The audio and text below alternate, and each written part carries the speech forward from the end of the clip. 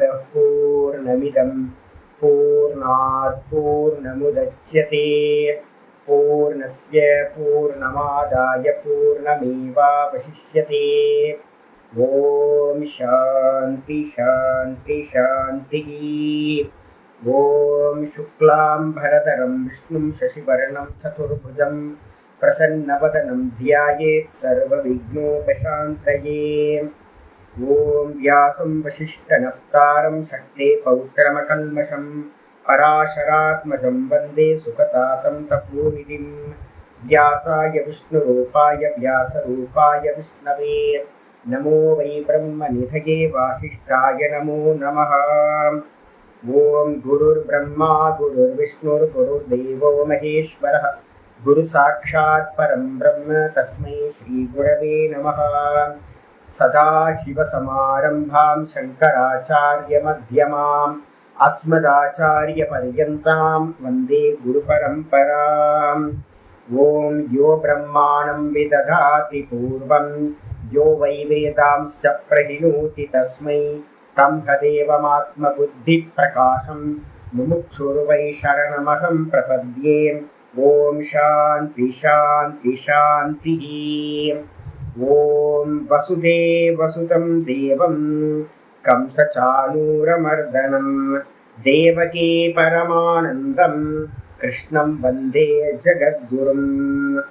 यं ब्रह्मा वरुणेन्द्ररुद्रमरुतः स्तुन्वन्ति दिव्यैस्तवैः वेदैः साङ्गपदक्रमोपनिषदैः गायन्ति यं सामगाः ध्यानावस्थिततद्गतेन मनसा पश्यन्ति यं योगिनः यस्यान्तं न विदुःसुरासुरगणाः। देवाय तस्मै नमः देवाय तस्मै नमः। ॐ श्रीकृष्णाय परमात्मने नमः। श्रीकृष्ण कृष्ण कृष्ण। ॐ नारायणः परो व्यक्तात् अण्डमव्यक्तसम्भवम् अण्डस्यान्तस्मिन् लोकाः सप्तद्वीपा च मेदिनी। ஓம் எல்லாருக்கும் நமஸ்காரம். நம்ம பார்த்துக்கிட்டு இருக்கிறது பகவத்கீதையில 18வது அத்தியாயம் பார்த்துக்கிட்டு இருக்கோம். 66வது ஸ்லோகத்துக்கு மேல உபசம்ஹார பாஷ்யம் பார்த்துக்கிட்டு இருக்கோம். இந்த பகவத்கீதையில பார்த்தீங்கன்னா மொத்த கீதையோட விஷயத்தை எல்லாத்தையும் சங்கிரகம் பண்ணி முடிச்சு வைக்கிறதுக்காக ஆச்சாரியார் பேசிக்கிட்டு இருக்கார். நேற்று பார்த்தீங்கன்னா ஆச்சாரியார் என்ன சொல்லியிருக்கார் அப்படின்னா, இந்த கர்மகாண்ட விஷயத்தை பத்தி வேதத்தோட பூர்வ பாகத்தை பத்தி கண்டனம் பண்ணிக்கிட்டு இருந்தார். இந்த பூர்வ பாகத்துல பார்த்தீங்கன்னா என்ன சொல்லுது அப்படின்னு கேட்டீங்கன்னா, ஆச்சாரியார் நேற்று லாஸ்ட் 152வது பேஜ்ல கீழே பார்த்தீங்கன்னா தெரியும், கர்மனோ மித்யா பிரத்யேவத் கர்த்திருத்வாத். ரெண்டு விஷயத்தை நம்ம பார்த்தீங்கன்னா புரிஞ்சுக்கிறோம். ஒன்று கவுனம், இன்னொன்று மித்யா அப்படின்னு ரெண்டு விஷயங்களை பார்த்தீங்கன்னா ஆச்சாரியார் பிரித்து சொல்றாரு. கவுனம்னா என்ன அர்த்தம் அப்படின்னு கேட்டீங்கன்னா, சிங்கம் தேவதத்தக சிங்கம். சிங்கம் பார்த்தீங்கன்னா எது அப்படின்னு கேட்டீங்கன்னா, தேவதத்தன் சிங்க மாதிரி அப்படின்னு ஒரு எக்ஸாம்பிள் சொல்றோம். அதே மாதிரி பார்த்தீங்கன்னா மாணவன் அக்னி மாதிரி அப்படின்னு நம்ம சொல்றோம். இதுக்கு பேர் கவுன விருத்தி அப்படின்னு பேரு. கவுன விருத்தின்னு என்ன அர்த்தம்? இம்பார்ட்டன்ட் இல்லை, சும்மா ஒரு ஒப்புக்காக சொல்றது. ஏதாவது ஒரு ஏக்க அம்சத்துல மட்டும் பார்த்தீங்கன்னா ஏதோ சிமிலாரிட்டி இருக்கும். சிங்கத்திட பார்த்தீங்கன்னா இருக்கக்கூடிய அந்த குரூரத்தன்மை அது பார்த்தீங்கன்னா தேவதத்தன் இருக்கிறதுனால இவன் சிங்க மாதிரி அப்படின்னு அந்த குரூரத்தன்மையை வச்சு சொல்றது. அதே மாதிரி மாணவன் பார்த்தீங்க அப்படின்னா அக்னி மாதிரி இருக்கான் அப்படின்னா அவன் ரொம்ப தீட்சண்யமா இருக்கான் அப்படின்ற ஒரு அம்சம் தான். அப்போ உடனே பார்த்தீங்கன்னா ரெண்டும் ஒன்னாயிராது. அப்போ கவுன விருத்தி அப்படின்னா முக்கியம் பார்த்தீங்கன்னா அக்னி, அதுல இருக்கிற ஏக்க அம்சம் மாணவன்ட்ட இருக்கிறது கவுனம். மாணவன்ட்ட அக்னியோட அம்சம் கவுனமா இருக்கு. தேவதத்தன் பார்த்தீங்கன்னா கவுனம், முக்கியம் பார்த்தீங்க அப்படின்னா முக்கியம் பார்த்தீங்கன்னா இந்த சிங்கம், சிங்கத்தோட அம்சம் கவுனமா இந்த தேவதத்தன்ட்ட இருக்கு. இந்த ரெண்டுத்தையும் பார்த்தீங்க அப்படின்னா செப்பரேட்டா தெரியும் நமக்கு. யாரு ஸ்துதி பண்றானோ அவனுக்கும் தெரியும், ஸ்துதியை ஸ்வீகாரம் பண்றவனுக்கும் தெரியும் இது பொய், நான் வேற சிங்கம் வேற, நான் வேற, அக்னி வேறன்னு ரெண்டுத்துக்கும் தனியா தெரியும். அப்போ அந்த ஸ்துதி பண்ணும் போது என்ன இருக்கு அப்படின்னு கேட்டீங்கன்னா, ஒரு கவுன விருத்தியா நம்ம வந்து பாத்தீங்கன்னா சொல்றோம் இது மாதிரி. இதுக்கப்புறம் இதை கவுனம்னு வச்சுக்கோங்க. இதுக்கப்புறம் வந்து பாத்தீங்கன்னா முக்கியம் எது அப்படின்னு கேட்டீங்கன்னா, இது நம்ம மித்தியா தர்சனம் அப்படின்னா என்னன்னா, மித்தியா தர்சனத்துல ரெண்டு தெரியாது, இவ்வளவுதான் விஷயம்.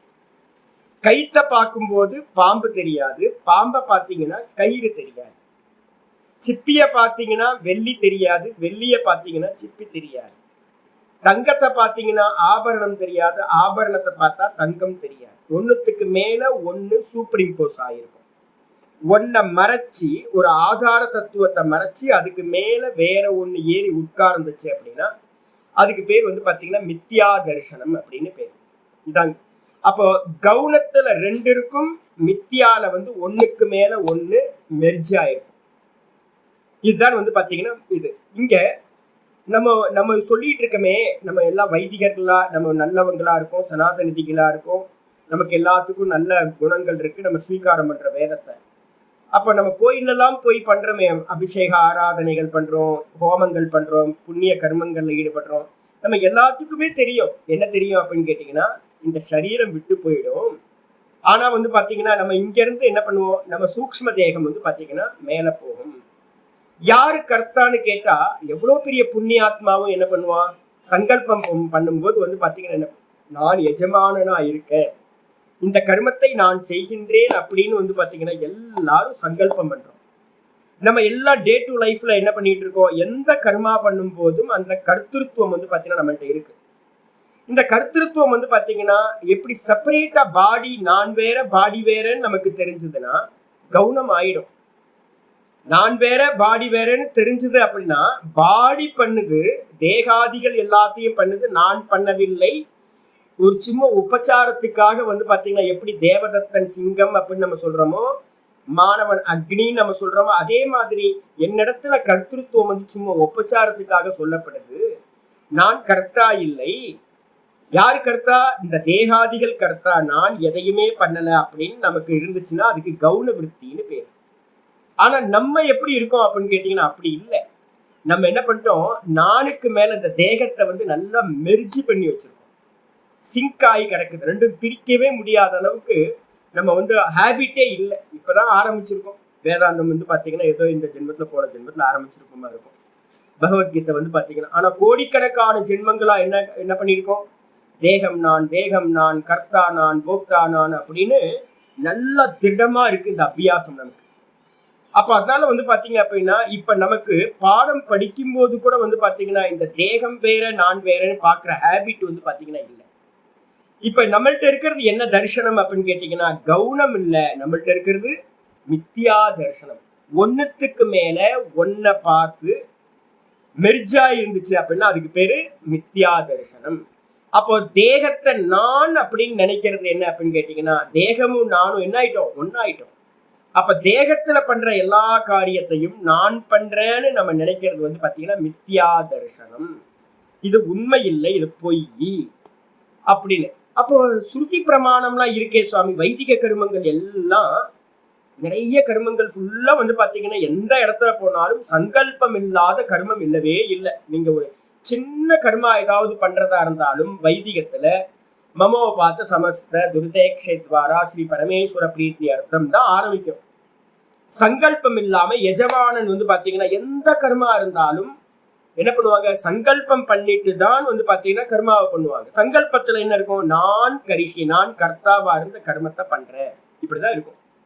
அப்ப வைதிகத்திலேயே வந்து பாத்தீங்கன்னா அப்படிதான் இருக்கு, வேதமே அப்படித்தானே சொல்லுது. அப்ப வந்து இது உண்மைதானே.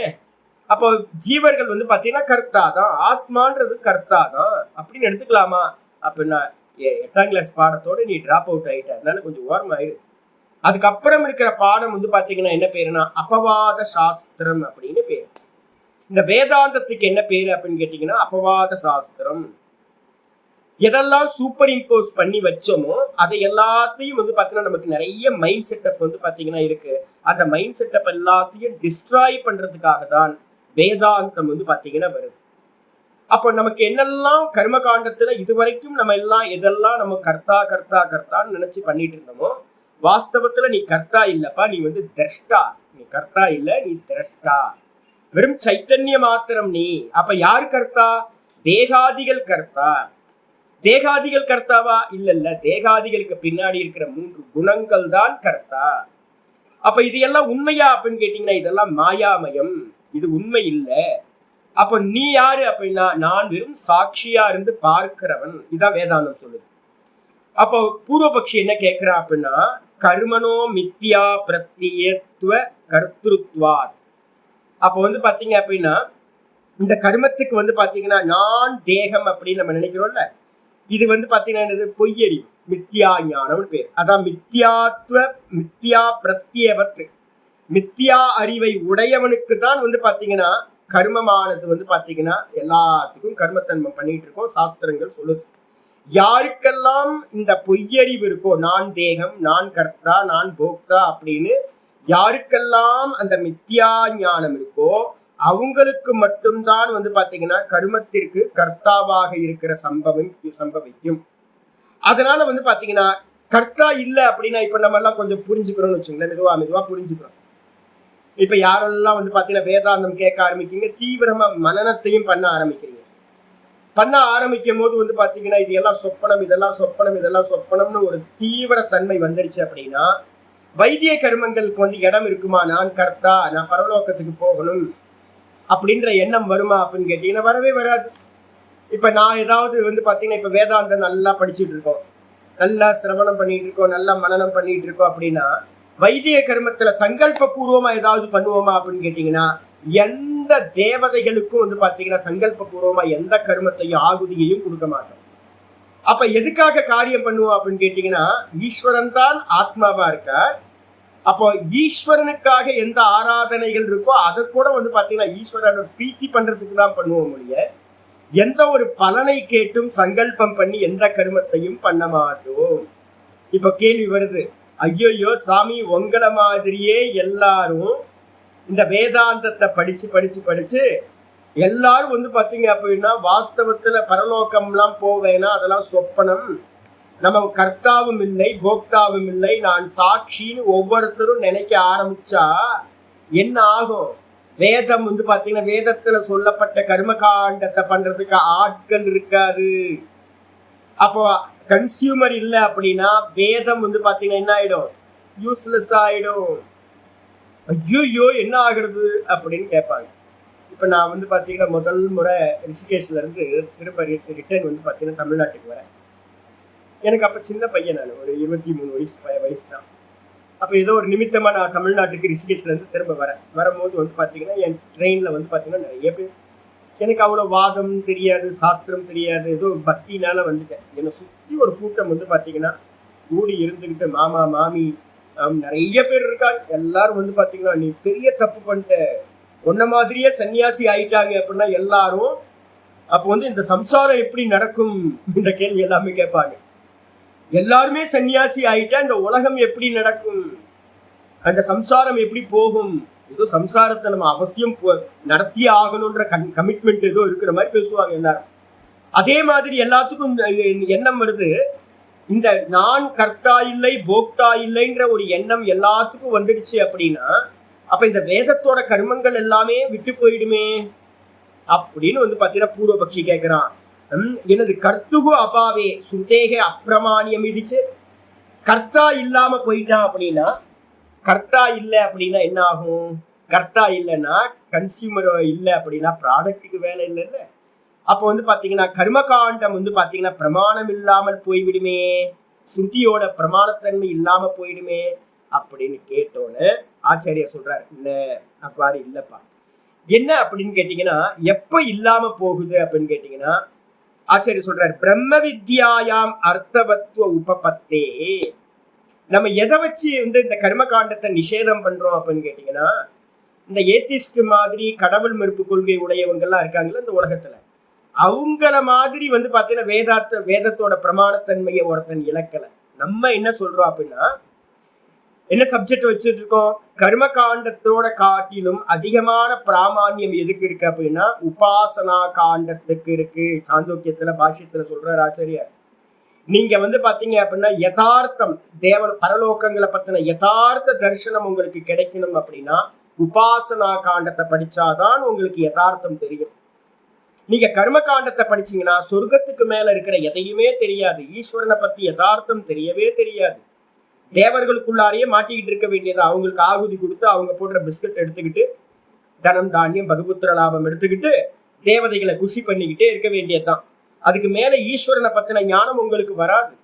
அப்ப என்ன பண்ணணும்னு கேட்டீங்கன்னா பூர்வ காண்டத்தை காட்டிலும் ரிச்சுவல் பார்ட்டை காட்டிலும் அதிகமான பிரமாணத்தன்மை எதுக்கு இருக்கு? இந்த உபாசனா காண்டத்துக்கு இருக்கு.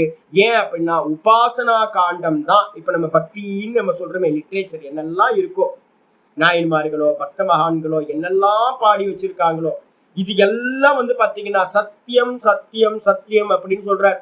சாந்தோக்கிய உபனிஷத்துல சொல்லும் போது சொல்லுவார், நீங்க ஈஸ்வரனை பத்தி தெரிஞ்சுக்கணும் அப்படின்னா உபாசனா காண்டத்தை தான் எடுத்தாகணும். சரி, அப்ப கர்ம காண்டத்தை காட்டிலும் பிரமாணத்தன்மை எது? யாரு உபாசனைக்கு வரானோ அவனுக்கு கர்ம காண்டம் வந்து பாத்தீங்கன்னா ரொம்ப கீழே போயிடும், பிரமாணம் இல்லாம போயிடும். யாரெல்லாம் ஈஸ்வரனுக்கு சிந்தனை பண்றதுக்கு வரானோ, பெரிய பக்த மகான்கள்லாம் எடுத்து பார்த்திருப்பாங்க, பக்தர்கள் எல்லாமே வந்து பாத்தீங்கன்னா ஈஸ்வரனை தியானம் பண்றதுலயும் ஈஸ்வரனை பிரீத்தி பண்றதுலயுமே சிந்தனை பண்றதுலயுமே இருக்காங்கன்னா அவங்களால கர்மத்துல ஈடுபடவே முடியாது, கர்மம் போயிடும். இதுக்கு அடுத்தது உபாசகனை காட்டிலும் வந்து பாத்தீங்கன்னா ஞான காண்டம் பிரம்ம வித்யா வரும்போது என்ன ஆகுது? அந்த உபாசனையையும் வந்து பாத்தீங்கன்னா நிஷேதம் பண்ணிட்டு வாஸ்தவத்துல ஈஸ்வரன் நீ சொல்றியே சங்கு சக்கர கதாதாரியா சிவலிங்கமா சிவனா எதெல்லாம் நம்ம சொல்லிட்டு இருக்கோமோ அதெல்லாம் வந்து வெறும் நாமரூபம்பா, வாஸ்தவத்துல அது இல்லை. ஈஸ்வரன் என்னவா இருக்கார்? ஈஸ்வரன் சர்வ வியாபகமா நிர்குண நிராகாரமா இருக்கார், ஆத்மாவா இருக்கார் அப்படின்னு ஞான காண்டம் சொல்லுது. அப்ப அந்த ஞான காண்டம் உபனிஷத்து வரும்போது உபாசனா காண்டமும் என்ன ஆயிடுது? பாதமாயிடுது. அப்போ ஒன்ன வச்சுதான் மேல மேல ஏறும் போதுதான் கீழே கீழே இருக்கிறது எல்லாமே வந்து பாத்தீங்கன்னா முக்கியத்துவம் இல்லாமல் போய்விடுகிறது. அப்ப அதனால ஆச்சாரியர் சொல்றாரு, பிரம்ம வித்யாயாம் அர்த்தவத்துவ உபபத்தேகே, வேதத்துல இருக்கக்கூடிய பிரம்ம வித்யா வந்து பாத்தீங்கன்னா பரம பிரயோஜனமா இருக்க மோட்சத்தை உடையதா இருக்கு. அதனால வேதத்தை நம்ம என்ன பண்றோம்? தலையில தூக்கி வச்சு கொண்டாடுறோம். ஏன்? வேதத்தோட சிரஸ்ன்னு பேரு வேதாந்தம், பிரம்ம வித்யா. தலை வந்து அதுக்கு பிறகு தலையை பார்த்ததுக்கு பிறகு கீழே இருக்கிறதெல்லாம் விட்டு போயிடும், அவ்வளவுதான். முக்கியம் வந்து தலை தான். வேதம் மொத்தம் எங்கெல்லாம் வேதத்துல ஒரு சின்ன எங்கேயாவது இருக்குன்னாலும் கூட அது எங்க கொண்டு போகுது அப்படின்னு கேட்டீங்கன்னா மோட்சத்துக்கு கொண்டு போறதுதான் வேதத்தோட தாத்பரியம், கர்மத்திலேயே நிக்க வைக்கிறது இல்லை. அப்ப ஆச்சாரியர் என்ன சொல்றாரு அப்படின்னு கேட்டா உடனே பூர்வபக்ஷி கேட்கிறான், கர்ம விதி ஸ்ருதிவத்து பிரம்ம வித்யா விதி சுருதேகே. எப்படி வந்து என்ன பண்றோம்? மந்திரங்கள் இருக்கு, என்னன்னு கேட்டா சோமேன யஜேத சொர்க்க காமஹா அக்னிஹோத்திரம் ஜுஹ்யாத் சொர்க்க காமஹா யாவத் ஜீவம் அக்னிஹோத்திரம் குறியாத். இது மாதிரிலாம் நிறைய ஸ்ருதிகள் வந்து பாத்தீங்கன்னா சொல்லுது, நீ வந்து பாத்தீங்க அப்படின்னா சோமயாகத்தை பண்ணு, இந்த ஹோமத்தை பண்ணு, அந்த ஹோமத்தை பண்ணுன்னு 80,000 மந்திரங்கள் வந்து பாத்தீங்கன்னா ரிச்சுவல் பார்ட்டாவே இருக்கு. இப்ப நீங்க சொல்றீங்க அதெல்லாம் வந்து பாத்தீங்கன்னா பொய் மித்தியா தரிசனம் உடையவங்களுக்கு அப்படின்னு சொல்லிட்டீங்கன்னா, நான் சொல்ற அதே மாதிரி வேதத்துல இருக்கக்கூடிய பிரம்ம வித்யா உபனிஷத்து பார்த்தும் பொய்யா இருக்கலாம்ல அப்படின்னு கேட்டா ஆச்சாரியார் சொல்றாரு, அப்பிரமாணிய பிரசங்க இதிச்சே. பூர்வபக்ஷி கேட்கிறான், நீங்க பூர்வ வேதத்தோட பூர்வபாகத்தை வந்து மித்தியான்னு சொன்னீங்க அப்படின்னா, அர்த்தமில்லாததுன்னு சொன்னீங்கன்னா, நீங்க கண்டனம் பண்றீங்கன்னா, வேதமாக இருப்பதால் உத்தரபாகமும் கூட வேதாந்தமும் கூட வந்து பாத்தீங்கன்னா யூஸ்லெஸ் அப்படின்னு எடுத்துடலாமா? பிரமாணத்தன்மை இல்லை அப்படின்னு எடுத்துக்கலாமா அப்படின்னு கேட்டா உடனே ஆச்சாரியர் சொல்றார், அவ்வாறு இல்லை. ஏன் அப்படின்னு கேட்டீங்கன்னா உங்களுக்கு ஆச்சாரியர் சொல்றாரு, பாதக பிரத்யய அனுபபத்தேகே. ஒருத்தர் வந்து பாத்தீங்கன்னா சொல்ற என்ன அப்படின்னு கேட்டீங்கன்னா, ஒரு ஒரு பொய்யானதை வந்து பாத்தீங்கன்னா நீக்கிறதுக்கு வந்து பாத்தீங்கன்னா ஒரு உண்மையை சொல்றாரு. உண்மையை நீக்கிறதுக்கு வந்து பாத்தீங்கன்னா ஏதாவது ஒண்ணு வந்தாதான் அந்த உண்மை நீங்கும். இப்போ சாஸ்திரத்துல வந்து பாத்தீங்கன்னா ஒண்ணு அத்தியாரோப சாஸ்திரம்னு பேரு, இன்னொன்னு அபவாத சாஸ்திரம்னு பேரு. அபவாத சாஸ்திரம் என்ன பண்ணுவோம் அப்படின்னு கேட்டீங்கன்னா ஒரு ஒரு லைட்டா வந்து பாத்தீங்கன்னா ஒரு நியமம் சொல்லுவோம், சர்வத்திர அபவாதக பலியா. சர்வத்திர அப்படின்னா எல்லா இடங்களிலும் அபவாத சாஸ்திரம் எதெல்லாம் இருக்கோ அது ரொம்ப ஸ்ட்ராங் அப்படின்னு அர்த்தம் எடுத்துக்கணும். இப்ப நம்ம ரூல் வந்து என்ன பண்ணிருக்கோம், சின்ன வயசுல இருந்து அனாதி காலத்துல இருந்து நம்ம இந்த வேதாந்தம் படிக்கிறதுக்கு முன்னாடி வரைக்கும் நிறைய நம்ம வந்து பாத்தீங்கன்னா நான் கர்த்தா நான் தேகம் அப்படின்னு தான் வச்சு எல்லா சாஸ்திரங்களும் நம்மள சொல்லிக்கிட்டு இருக்கு. இந்த கிளாஸை விட்டுட்டு நீங்க வெளியில போனீங்கன்னா இந்த மொத்த உலகமும் சேர்ந்து என்ன பண்ணுது, 96% மனிதர்கள் என்ன பண்ணிட்டு இருக்கோம் அப்படின்னா நீ தேகம் நீ தேகம் நீ தேகம், இந்த ஜெகத் சத்தியம் அப்படின்னு தான் வந்து பாத்தீங்கன்னா வைதிகர்கள் இல்லாம வேத சம்பந்தம் இல்லாத இருக்கக்கூடிய எல்லா மனிதர்களும் என்ன பண்ணிட்டு இருக்காங்க, நீ தேகம் நீ கர்த்தா நீ போக்தா அப்படின்னு நினைச்சுதான் இந்த உலகம் ஃபுல்லா இயங்கிக்கிட்டு இருக்கு. இதுக்கு பேர் என்ன பேரு, அத்தியாரோப சாஸ்திரம். அதே காரியத்தை வந்து பாத்தீங்கன்னா வேதமும் என்ன பண்ணுது அப்படின்னு கேட்டீங்கன்னா, ஆமாப்பா உள்ள வரும்போதே நான் கர்த்தா, ஆமா நீ கர்த்தா தான் அப்படின்னு முதல்ல ஆரம்பிச்சு வேதத்துல இருக்கிற மந்திரங்கள் எல்லாமே கர்த்தாவன்னு நினைச்சுதான் எல்லாத்தையும் விதிக்கின்றது. ஆனா கடைசியில என்ன பண்ணுது, வேதாந்த சாஸ்திரம் வரும்போது நீ கர்த்தா இல்லை, தேகம் இல்லை, ஜெகத் இல்லை, இதெல்லாம் உண்டாகவே இல்லை அப்படின்னு வந்து பாத்தீங்கன்னா அபவாதம் பண்ணிக்கிறது. இதுக்கு என்ன பேர் ஆச்சாரியர் சொல்றாரு, பாத பிரத்யய பாதக பிரத்யய அனுபபத்தேகே. அதாவது பூர்வ பாகத்தை பாதம் பண்றது பிரம்ம வித்யா, பிரம்ம வித்யாவை பாதம் பண்ணக்கூடியதா வேற எதுவுமே இல்லை. அதாவது பூர்வ பாகத்தை வந்து பாத்தீங்கன்னா இது தப்புன்னு சொல்லிட்டு பிரம்ம வித்யா வருது, பிரம்ம வித்யா தப்புன்னு சொல்லிட்டு வேற எந்த ஒரு வித்யாவும் வந்து பாத்தீங்கன்னா வேதத்தில் காணப்படவில்லை. ஒண்ணு. அதுக்கு மட்டும் இல்லாம ஆச்சாரியர் சொல்றார், யதா பிரம்ம வித்யா விதி ஸ்ருத்யா. பிரம்ம வித்யாவோட விதி என்ன சுவாமி அப்படின்னா ஒரே ஒரு விதி தான், ஆத்மாவா அரே திரஷ்டவ்யா. இதான் ஏதாவது விதி இருக்கு அப்படின்னு கேட்டீங்கன்னா என்ன விதி அப்படின்னா ஆத்மாதான் பார்க்கத்தக்கது. ஆத்மாவை பார்க்கறதுக்கு என்ன பண்ணணும் அப்படின்னு கேட்டீங்கன்னா ஆத்மாவா அரே திரஷ்டவ்யா. மைத்ரேயிக்கு வந்து பாத்தீங்க அப்படின்னா யாக்ஞவல்க்ய மகரிஷி சொல்றார், ஏ மைத்ரேயி ஆத்மாவே பார்க்கத்தக்கது, பார்க்க வேண்டும், ஆத்மாவையே தரிசனம் பண்ண வேண்டும். அதுக்கு என்ன பண்ணணும் அப்படின்னா ஸ்ரோத்தவ்யோ மந்தவ்யோ நிதித்யாசிதவ்யா அப்படின்னு விதி இருக்கு. ஆத்மாவையே வந்து பாத்தீங்க அப்படின்னா சிரவணம் பண்ணணும், ஆத்மாவையே மனனம் பண்ணணும், ஆத்மாவையே நிதித்தியாசனம் பண்ணணும். அப்படி பண்ணணும் அப்படின்னா ஆத்மா பார்க்கப்பட்டதாக தரிசிக்கப்பட்டதாக ஆகும். அப்ப இந்த விதிகள் வந்து பேர் என்ன பேரு, இந்த விதிகளுக்கு பேரு அப்படின்னா ஆத்மா இத்தியேவ உபாசித. நிறைய விதிகள் இருக்கு. ஆத்மா என்றே உபாசனை செய்ய வேண்டும். ஓம் இதி தியாயத்த ஆத்மானம், ஓம் என்று இந்த ஆத்மாவை தியானம் செய்வாயாக. இது மாதிரி அநேக விதிகள் வந்து பாத்தீங்கன்னா இருக்கு. இந்த விதிகளுக்கெல்லாம் பேரு பிரம்ம வித்யா விதி ஸ்ருதி அப்படின்னு பேரு. விதி வைக்குது, இதை பண்ணுன்னு சொல்லுது இந்த பிரம்ம வித்யால. இது எல்லாமே ஆத்மனி அவகதே. இது எல்லாம் கடைசியில எங்க போய் முடியும் அப்படின்னு கேட்டீங்கன்னா சிரவணம் பண்றோம், அதுக்கப்புறம் மனனம் நேத்தின்ற மனனத்தையும் பண்றோம், அதுக்கப்புறம் முடிவுல வந்து பாத்தீங்கன்னா தான் வந்து பாத்தீங்கன்னா நிர்குண நிராகாரமா இருக்கிற சரீரம் இல்லாத நான் ஆத்மனி அவகதே, ஆத்மா வந்து பாத்தீங்கன்னா அறியப்பட்ட நிலையில். அப்ப இந்த ப்ராசஸ்ல நம்ம போறோம் அப்படின்னா சிரவண மனன நிதித்தியாசன ப்ராசஸ்ல போறோம்னா முடிவுல வந்து பாத்தீங்கன்னா ஆத்மா வந்து பார்க்கப்பட்டதாக ஆகும். அந்த பார்க்கப்பட்ட நிலையில அவகதேன்றதுக்கு அர்த்தம் அனுபவமான நிலையில். அதுக்கப்புறம் என்ன ஆகும், தேகாதி சங்காதே. இந்த தேகாதியில இருக்கக்கூடிய சங்காத்தம் இருக்குல்ல, கூட்டம், அசம்பல். இந்த அசம்பல்ல வந்து பாத்தீங்க அப்படின்னா அகம் பிரத்யோ பாத்தியதே. அகம் பிரத்யம் வந்து பாத்தீங்கன்னா நான் நம்ம நினைச்சுக்கிட்டு இருக்குமே, இந்த நான்ற எண்ணம் வந்து பாத்தீங்கன்னா பரிபூரணமா நீங்கிவிடும், பாதமாயிடும். அப்படி பாதமாச்சு அப்படின்னா ததா ஆத்மனியேவ ஆத்ம அவகதிகி. அந்த ஆத்மாலேயே தன்னிடத்திலேயே தன்னை பார்த்தல், தான் தானாய் இருத்தல். தன்னிடத்திலேயே தன்னை பார்த்தல் முடியாது, கருத்து கர்ம விரோதம்னு சொல்லுவோம். நான் வந்து வேற ஒன்ன பார்த்தேன் அப்படின்னா என்னையே நான் பார்க்க முடியுமா? என்னையே என்ன பார்க்கறதுன்றதுக்கு அர்த்தம் என்ன அப்படின்னு கேட்டீங்கன்னா தன்னையே தான் அறிதல் அப்படின்றதுக்கு அர்த்தம் தான் தானாய் இருத்தல் அப்படின்னு பேரு. தான் தானாய் இருத்தலுக்கு பேர் தான் ஆத்மனியேவ ஆத்ம அவகதிக்கு. தன்னிடத்திலேயே தன்னை பார்க்கிறான், வெறும் கான்சியஸ்னஸா, வெறும் ஆத்மாவா நான் இருக்கேன்னு ஒருத்தன் வந்து பாத்தீங்கன்னா அறிந்தான்.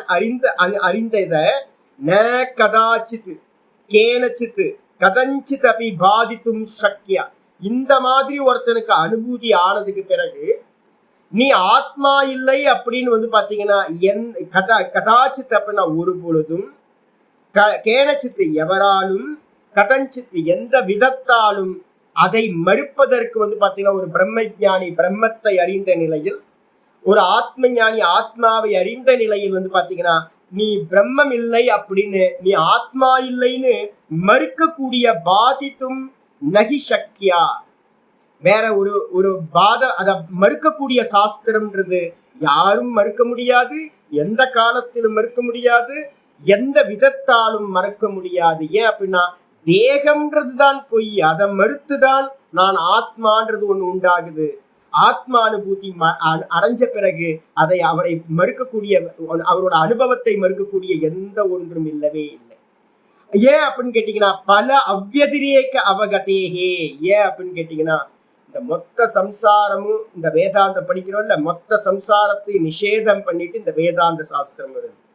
இந்த வேதாந்த சாஸ்திரம் என்ன பண்ணுது அப்படின்னு கேட்டீங்கன்னா முடிவுல இந்த வேதாந்த சாஸ்திரம் என்ன பண்ணுது, பலஸ்வரூபம் என்ன சுவாமி, மோட்சம்னா வேற ஏதாவது சுவாமி அப்படின்னா ஆத்மாதான் மோட்ச சுரூபம்.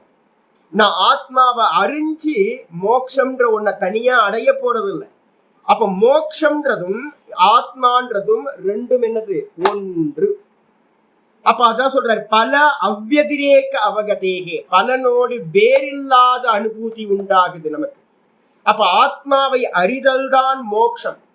ஆத்மாவா நான் ஆத்மாவா இருக்க, நிர்குண நிராகாரமா பிரம்மமா இருக்கேன்னு ஒருத்தன் அறிஞ்சான் அப்படின்னா அவனுக்கு அந்நியமா வந்து பாத்தீங்கன்னா இந்த லோகத்துல ஒண்ணு இல்லாமலே போய் விடுகிறது. எந்த ஒரு துவைத்தமும் வந்து பாத்தீங்கன்னா இல்லாமல் போய் விடுகிறது. அப்ப அது மாதிரி நிலையில வந்து யதா அக்னிகி உஷ்ணக பிரகாசக செய்தி.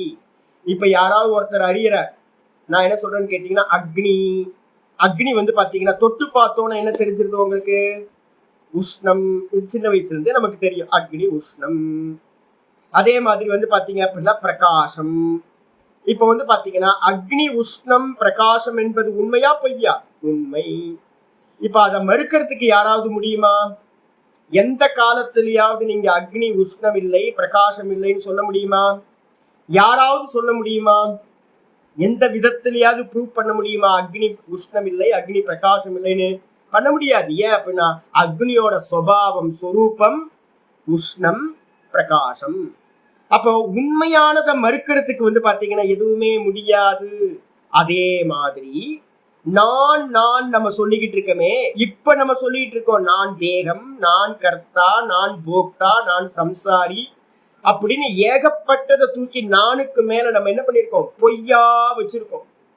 இந்த வேதாந்த சாஸ்திரம் என்ன பண்ணுது, மெதுவா மெதுவா மெதுவா ஃபர்ஸ்ட் எடுத்தோட ஃபர்ஸ்ட் இன்ஃபர்மேஷன் சிரவணம். வெறும் சிரவணத்துல எதிர்பார்க்காதீங்க. ரொம்ப சிரவணம் வந்து பாத்தீங்கன்னா ஒரு மெசேஜ் மட்டும்தான். இது ரொம்ப ஈல்டுலாம் எடுக்க முடியாது உங்களுக்கு. ஓரளவு தான் ஈல்டு எடுக்க முடியும். இதுல எவ்வளவு ஈல்டு எடுக்க முடியுமோ அவ்வளவுதான் ஈல்டு கிடைக்கும். இதுக்கப்புறம் இதை கேரி பண்ணிக்கிட்டு நீங்க போய் மனனம் பண்ணணும். முக்கியமானது இதை சிந்தனையில கொண்டுட்டு வரணும். ஆமா நான் வந்து பாத்தீங்கன்னா தேகத்தை பாக்குறேன், தேகம் நான் இல்லைல்ல, வெளியில இருக்கிறது எல்லாத்தையும் பாக்குறேன், அதே மாதிரி இந்த தேகத்தையும் பாக்குறேன். அப்ப பார்க்கப்படுவது நான் இல்லையா இருக்க முடியாது. நான் வேற, பார்க்கப்படுகின்ற திருஷ்யம் வேற. அப்படின்னு எதையெல்லாம் நம்ம பார்க்கிறோமோ அதை எல்லாத்தையும் இது வேற இது வேற இது வேறன்னு உதாசீன பாவம் படுத்திக்கிட்டே வந்தீங்கன்னா பார்க்கறதா வெறும் நீங்க அப்சர்வரா மட்டும் இருக்கிற ஒரு ட்ரைனிங்கை வந்து பாத்தீங்கன்னா மெதுவா மெதுவா கொண்டு வரணும். இப்படி கொண்டு வரும்போது உங்களுக்கு மெதுவா தெரிஞ்சிடும் என்னன்னு கேட்டீங்கன்னா இந்த தேகம் நான் இது காலம் வரைக்கும் நம்ம நினைச்சுக்கிட்டு இருந்தது பொய். அப்ப நான் தேகம் இல்லை, நான் பார்க்கிறவன் தான் நான், எனக்கு தேகம் இல்லை, நான் கர்த்தா இல்லை, தேகாதிகள் கர்மம் பண்ணுது, நான் கர்த்தா இல்லைன்னு ஒருத்தருக்கு அனுபவம் உண்டாயிடுச்சு அப்படின்னா நான்றதுல திரஷ்டா நான் சச்சிதானந்தம்னு ஒருத்தருக்கு அறிவு உண்டாயிடுச்சுன்னா அக்னி எப்படி உஷ்ணம் பிரகாசமோ அதே மாதிரி நான் சச்சிதானந்த பிரம்மம். அதை மறுக்கிறதுக்கு யாராவது வேற ஏதாவது வருதா அப்படின்னா அதை மறுப்பதற்கு இந்த உலகத்துல ஒரு கொம்பனும் முடியவே முடியாது. ஈஸ்வரனே ஆனாலும் நான் பிரம்மமா இருக்கேன்னு ஒரு ஞானம் ஒருத்தனுக்கு உண்டாச்சுன்னா ஈஸ்வரனாலும் கூட வந்து பாத்தீங்கன்னா அதை மறுக்க முடியாது. ஏன்னா ஈஸ்வரனும் அவரும் என்ன ஆயிடுறாங்க, ஞானியோ ஒன்னாயிடுறாங்க. மறுக்கிறதுக்கு ஒரு ஆள் இருக்கவே மாட்டாங்க. அதனால வந்து பாத்தீங்கன்னா எப்பவுமே பூர்வபாகமா இருக்கக்கூடிய இந்த உலகத்துல இருக்கிற எல்லா விஷயங்களையும் நிஷேதம் பண்ணக்கூடியது பிரம்ம வித்யா. பிரம்ம வித்யாவை நிஷேதம் பண்ணக்கூடியதா நீக்கக்கூடியதா வேற ஒரு சாஸ்திரம் வேற ஒரு அறிவு இல்லை. அப்ப பரமப்பிரமாணம் எது அப்படின்னு கேட்டீங்கன்னா பரமப்பிரமாணம் வேதாந்தம் மட்டும்தான் பரமப்பிரமாணம். இந்த உலகத்திலேயே மிகவும் மேலான பிரமாணம் யதார்த்தத்தை சொல்றது. இது பாத்தீங்கன்னா நீங்க வேதாந்தம் படிங்க சொர்க்கத்துக்கு போய் மோட்சம் அடையலாம், நீங்க வேதாந்தம் படிங்க சிரவணம் பண்ணுங்க பிரம்மலோகத்துல போய் மோட்சம் அடையலாம்னு சொல்ல மாட்டோம். இங்கேயே பாத்தீங்கன்னா மோட்சத்தை தரக்கூடியது இது. இங்கேயே நல்லா அண்டர்ஸ்டாண்ட் பண்றது. இங்கேயே பாத்தீங்க அப்படின்னா பிரத்யக்ஷமா இப்ப நம்ம சொல்லிட்டு இருக்கிறது பிரத்யக்ஷம் தானே.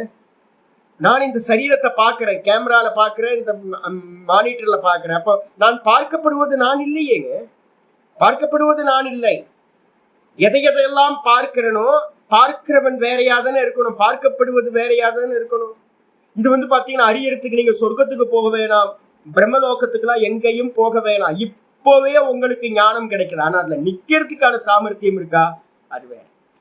நம்மளால பாத்தீங்கன்னா பிரிச்சறியறது ஒரு நல்ல ஒரு சத்துவகுணம் தேவை. நல்லா பிரிச்சறியறதுக்கு பாத்தீங்கன்னா ஒரு சித்த ஏகாகிரம் வேணும்.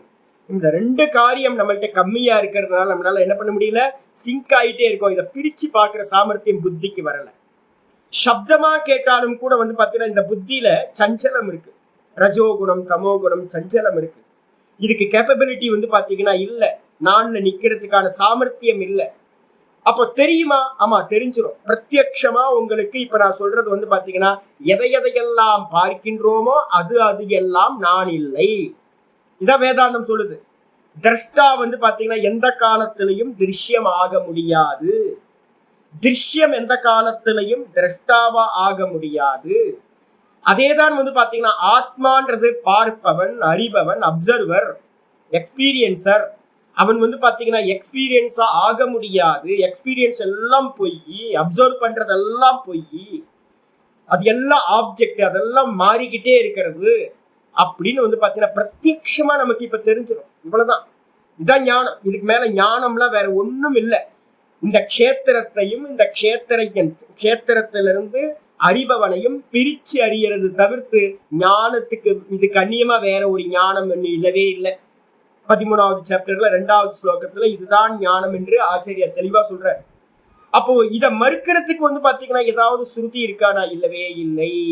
அப்போ பாத்தீங்கன்னா கிளியரா சொல்லியாச்சு. அப்ப வேதத்தோட பரம தாத்பரியம் என்ன சுவாமி அப்படின்னு கேட்டீங்கன்னா அத்தியாரோபம், அதோட வேலை இல்லை. அத்தியாரோபத்தை அதுக்கு வேலை இல்லை அப்படின்னா இது அபவாத சாஸ்திரம் தான் வேதத்தோட பரம தாத்பரியம். அதனால்தான் என்ன பண்றோம் அப்படின்னு கேட்டீங்கன்னா வேதாந்தத்தை என்ன பண்றோம், வேதத்தோட சிரஸ் அப்படின்னு சொல்றோம். அப்ப வேதாந்தம்னு சொல்லும் போதே பாத்தீங்கன்னா என்ன அர்த்தம், அந்தம்ன்றதுக்கு அர்த்தம் சித்தாந்தம் அப்படின்னு பேரு.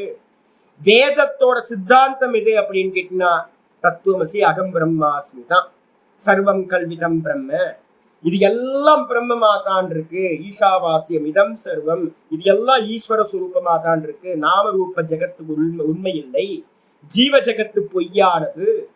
இதுதான் பாத்தீங்கன்னா வேதத்தோட சித்தாந்தம். நீ கர்த்தா போக்தா, நீ சொர்க்கத்துக்கு போறதுக்கு இதை பண்ண அதை பண்ண, அதெல்லாம் அத்தியாரோப சாஸ்திரம், அது வாஸ்தவம் இல்லை அப்படின்னு பாத்தீங்கன்னா சொன்னதுக்கு பிறகு உடனே என்ன பண்றான், அடுத்த கேள்வி வருது. நச்ச கர்மவிதி ஸ்ருதேஹே அப்பிராமான்யம். யாருக்காவது கேள்வி வரலாம், ஐயோ பாத்தீங்கன்னா வேதம் பிரமாணம் இல்லாம போயிடுமே பூர்வபாகம். பாத்தீங்கன்னா எங்கேயாவது சொல்லலாமா? ஒரு ஒரு ஒரு கோழி முட்டையை பாத்தீங்கன்னா எடுத்துக்கிட்டு பாதி முட்டையை பாத்தீங்கன்னா குஞ்சு பொரிக்கிறதுக்கு வச்சுக்கலாம், பாதி முட்டையை பாத்தீங்க அப்படின்னா ஆம்லேட் போட்டுக்கலாம் அப்படின்னு சொல்லலாமா? அப்படின்னா சொல்ல முடியாது. ஒரு முட்டையை உடைச்சிங்க அப்படின்னா ஒண்ணு குஞ்சு பொரிக்கும், இல்லை அப்படின்னா ஆம்லேட் பண்ணலாம். ரெண்டுத்துல ஏதாவது ஒண்ணுதான் நடக்கும். நீங்க பூர்வபாகத்தை ஒத்துக்காம உத்தரபாகத்தை மட்டும் வேதாந்தத்தை மட்டும் ஸ்ருதின்னு ஏத்துக்கலாமா? இதையும் தப்பு பண்றாங்க நிறைய பேர். வேதம் தெரியாம சாஸ்திரம் ஒழுங்கா குரு பரம்பரையில படிக்காதவங்க நிறைய பேர் இருக்காங்க. இப்ப அவைதிக சாஸ்திரங்கள் அப்படின்னு நிறைய இருக்குங்க. வேதத்தை ஸ்வீகாரம் பண்ணாதவங்க நிறைய பேர் இருக்காங்க. அதான் சொன்னல, முன்னாடியே ஏத்துக்கிறது கொஞ்சம் பேர் ஏத்துக்கிறான், பின்னாடியே கொஞ்சம் பேர் ஏத்துக்கிறான். முழுசா எவனுமே ஏத்துக்க மாட்டேன்றான். அர்த்த குக்குட்ட நியாயம் அப்படின்னு பேரு. அரை முட்டையை பாத்தீங்கன்னா குஞ்சு பொரிக்கலாம், அரை முட்டையை பாத்தீங்க அப்படின்னா ஆம்லேட் போட்டுக்கலாம் அப்படின்னா அது முடியாதது. ஸ்வீகாரம் பண்ணினீங்கன்னா முழுசா வேதத்தை ஸ்வீகாரம் பண்ணணும். இல்ல அப்படின்னா முழுசா வேதத்தை என்ன பண்ணணும், அவாய்ட் பண்ணணும். இது பிரமாணம் இல்லைன்னு. இப்ப நீங்க வேதாந்தத்தை மட்டும் ஸ்வீகாரம் பண்றீங்க, கர்மகாண்டத்தை ஸ்வீகாரம் பண்ணலையா அப்படின்னு கேட்டீங்கன்னா ஆச்சாரியார் அதுக்காக சொல்றார், இல்லப்பா, வேதத்தோட தாத்பரியமே உனக்கு புரிய மாட்டேங்குது. நச்ச கர்ம விதி ஸ்ருதேகே அப்பிராமான்யம். 2 நெகட்டிவ் இருக்கு. கர்ம விதி ஸ்ருதி, கர்மத்தை விதிக்கக்கூடிய ஸ்ருதிகள் எல்லாமே, கர்மத்தை இத பண்ண அகரகர் சந்தியா உபாசீத, டெய்லி காலையில எந்திரிச்சோன்னு வந்து பாத்தீங்கன்னா சந்தியாவந்தனம் பண்ணுன்றதுல இருந்து ஆரம்பிச்சு என்னென்னலாம் வந்து பாத்தீங்கன்னா இப்ப நிறைய பேருக்கு நிறைய விதிகளே தெரியாது. நம்ம எல்லாம் பண்றது எல்லாம் வேதத்தோட மூலத்துல இருந்து தான் நம்ம பண்ணிக்கிட்டு இருக்கோம். வேத மூலம் இருக்கு எல்லாத்துக்கும். சனாதன தர்மத்துல இந்த பாரத தேசத்துல யார் யாரோ என்னென்னவோ பரம்பரையா வந்துகிட்டு இருக்கிறது எல்லாம் வந்து பாத்தீங்கன்னா எங்க இருந்து, ரிஷிமார்களோட மூலம் தான். நம்மளாம் ரிஷி புத்திராகா, நம்மளாம் ரிஷி புத்திரர்கள். அந்த பரம்பரையில வந்ததுனால வந்து பாத்தீங்கன்னா நீங்க சின்ன சின்ன காரியம் பண்றதுக்கு பின்னாடியும் என்ன இருக்கும், ஒரு ஸ்ருதி வந்து பாத்தீங்கன்னா மூல காரணமா இருக்கும். அப்ப வேதம் சொல்லக்கூடிய ஸ்ருதிகள் எல்லாம் வந்து பாத்தீங்கன்னா நச்ச அப்பிரமான்யம் அப்படின்னா என்ன அர்த்தம்னா, நச்ச அப்பிரமான்யம்னா பிரமாணம் இல்லை என்பது இல்லை. அப்ப என்ன அர்த்தம், நிச்சயமா பிரமாணமே. வேதத்தோட பூர்வபாகமும் நன்றாக பிரமாணமாகத்தான் ஸ்வீகாரம் செய்ய வேண்டும். டபுள் நெகட்டிவ் இருந்துச்சுன்னா அப்பிரமானியம் அப்படின்னு, பிரமாணியத்துக்கு ஆப்போசிட் அப்பிரமானியம். ஒரு ஆ இருக்கு, நெகட்டிவ் இருக்கு, பிரமாணம் இல்லை கூட. அது மறுக்கிறதா ஒரு நச்சன் இருக்கு, ந. அப்ப ந போட்டீங்க அப்படின்னா பிரமாணம் இல்லை என்பது இல்லை. அப்ப என்ன அர்த்தம், கண்டிப்பா பிரமாணம் தான். எங்க நெகட்டிவ் வருதோ அங்க அழுத்தி சொல்றதுக்காக வந்து பாத்தீங்கன்னா 2 நெகட்டிவ் யூஸ் பண்ணுவாங்க. அப்ப வந்து பாத்தீங்க அப்படின்னா கண்டிப்பா பூர்வபாகமும் வந்து பாத்தீங்கன்னா ஸ்வீகாரம் பண்றோம், பிரமாணம் தான். எப்படி பிரமாணம் அப்படின்னா, வேதத்துல இருக்கிற பூர்வபாகம் வந்து பாத்தீங்கன்னா உங்களை வந்து பரலோகத்தை அடையிறதுக்கு தாற்பயம் இல்லை. அப்ப தாற்பயம் என்ன அப்படின்னு கேட்டீங்கன்னா நல்லா புரிஞ்சுங்க, இதான் முக்கியமானது. ஆச்சாரியர் சொல்றாரு, பூர்வ பிரவிற்த்தி நிரோதேன. இப்ப நீங்க காலையில் நான் உங்களை எல்லாத்துக்கும் சொல்றேன், யார் வந்து பாத்தீங்கன்னா என்கிட்ட வந்தாலும் நான் முதல்ல சொல்ற காரியம் காலையில எர்லி மார்னிங் எந்திரிங்க, ஃபர்ஸ்ட் வேக்கப் ஆகுங்க. முடிஞ்சா வந்து பாத்தீங்கன்னா 4 மணிக்காவது வந்து பாத்தீங்கன்னா வேக்கப் ஆயிடுங்க. வேக்கப் ஆயிட்டு வந்து பாத்தீங்கன்னா என்ன பண்றீங்களோ பண்ணலையோ ஒரு ஸ்நானம் பண்ணிட்டு ஒரு தீபத்தை போட்டு உட்காந்து கண்ண மூடி உட்காருங்க. என்ன தெரியுதோ தெரியலையோ ஒன்றும் பிரச்சனை இல்லை. ஒண்ணுமே பண்ணாம இருந்தா கூட சுவாமிக்கு முன்னாடி ஒரு தீபத்தை போட்டு வந்து பாத்தீங்கன்னா உங்களுக்கு என்ன தெரியுமா கண்ண மூடி உட்காந்து எதையா பண்ணுங்க. ஒண்ணு ஜபம் பண்ணுங்க, தியானம் பண்ணுங்க. இல்ல ஒண்ணுமே பண்ணாம கண்ண மூடி உட்கார்ந்து இருந்தா கூட பரவாயில்ல, ஒன்னும் தெரியலனா கூட பரவாயில்ல. முதல்ல காலையில எந்திரிங்க. ஏன் அப்படின்னு கேட்டீங்கன்னா, சூரிய உதயத்துக்கு முன்னாடியே எந்திரிக்கிறது வந்து பாத்தீங்கன்னா என்ன இருக்குன்னா உங்களுக்கு நிறைய பெனிஃபிட்டை கொடுக்கும். நான் ஆரம்பத்திலேயே சொல்லிடுறேன். சரி, ஏன் சுவாமி அப்படின்னு கேட்டீங்கன்னா, வேதத்துல சொல்லப்பட்ட எல்லா கர்மங்களும் என்ன பண்ணுது அப்படின்னா பூர்வ பிரவிற்த்தி நிரோதேன. நம்ம வந்து பாத்தீங்கன்னா பிறக்கும் போதே எப்படி பிறக்கிறோம் அப்படின்னு கேட்டீங்கன்னா சூத்ரனா பிறக்கிறோம். ஜென்மனா ஜாயதே சூத்ரஹா. என்ன அப்படின்னு கேட்டீங்கன்னா பிறக்கும் போது பிராமண குடும்பமா இருக்கட்டும் இல்ல கத்திரிய வைசியன் எல்லாருமே வந்து பாத்தீங்கன்னா சூத்ரன் தான் பிறக்கும் போது. அப்ப வந்து பாத்தீங்கன்னா சூத்ரனா பிறந்த நம்ம மெதுவா சம்ஸ்காரம் பண்ண சொல்லி கொடுத்து இதை பண்ணு இது பண்ணாத அப்படின்னும் போது மெதுவா சூத்ரனா என்ன அர்த்தம், தமோ குணம், பசு பிரவிற்த்தி அப்படின்னு பேரு. எப்படி வந்து பாத்தீங்கன்னா நின்னுகிட்டே ஏதாவது பசுமாட்டுக்கு வந்து பாத்தீங்கன்னா நீங்க சொல்ல முடியுமா, பசுமாடு நீ வந்து பாத்தீங்கன்னா யூனியன்லாம் இது மாதிரி பாஸ் பண்ணக்கூடாது, ஒழுங்கா போ, ஏகாந்தமா போய் யூனியன் பாஸ் பண்ணிட்டு வா, உட்காந்து போ அப்படின்னு சொல்ல முடியுமா? குதிரை, குரங்கு ரொம்ப பிரச்சனை. எல்லா இடத்துலயும் வந்து பாத்தீங்கன்னா யூரின் பாஸ் பண்ணிட்டு போயிடும், ஒரே பேட் ஸ்மெல் வந்துடும். எங்கெல்லாம் வந்து பாத்தீங்கன்னா உட்காந்து நம்மள்ட்ட விவகாரம் பண்ணிக்கிட்டே இருக்கும் போதே மலம் போயிடும். அப்போ குழந்தையா இருக்கும்போது நம்ம என்ன பண்ணணும், அதை தானே பண்ணணும்.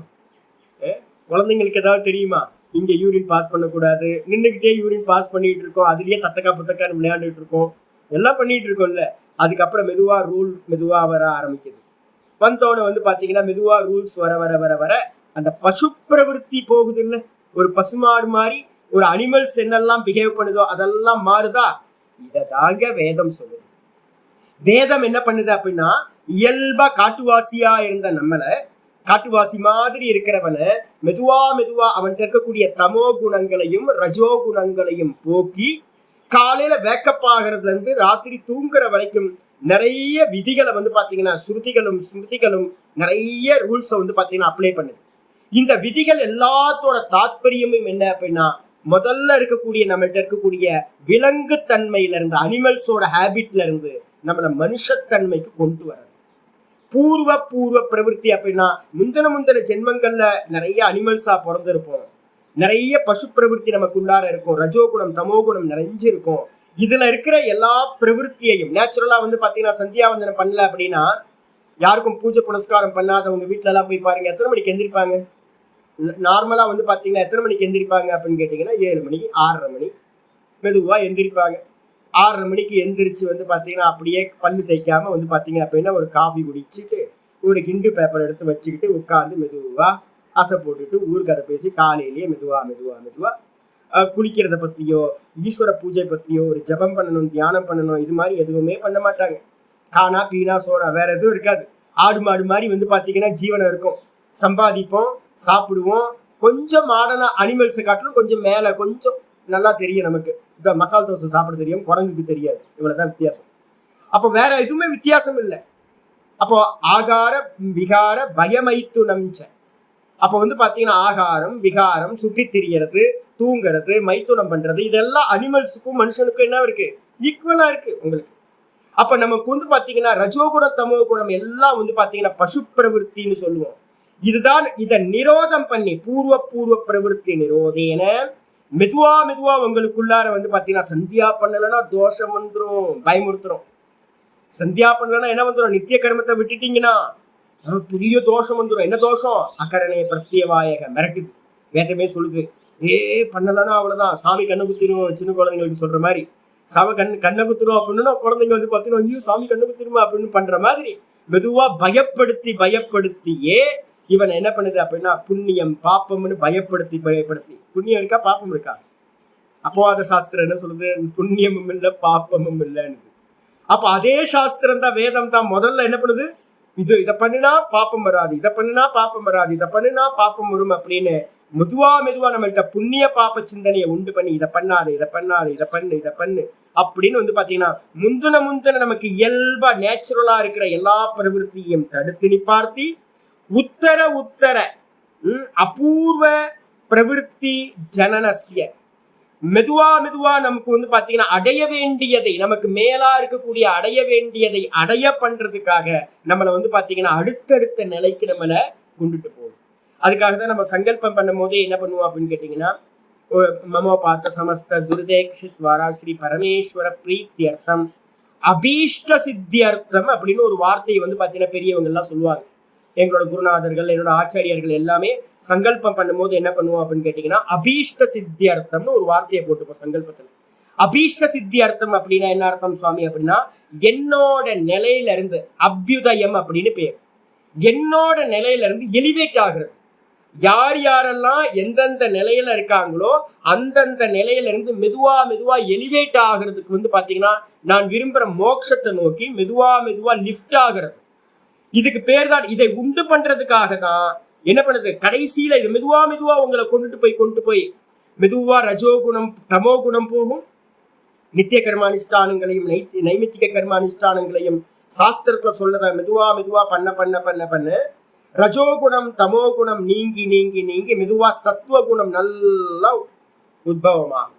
சத்துவகுணம் அதிகமாகி மெதுவா வந்து பாத்தீங்கன்னா யோசனை வர ஆரம்பிச்சிடும்.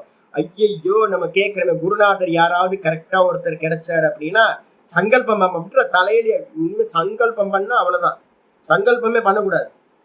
இந்த உலகத்துல வந்து பாத்தீங்கன்னா சத்துவகுணம் இருக்கிற வைதிகர்களை பாத்தீங்கன்னா பிராமணர்களை பாத்தீங்கன்னா அவ்வளவு பேர் சத்துவகுணமா இருக்காங்க.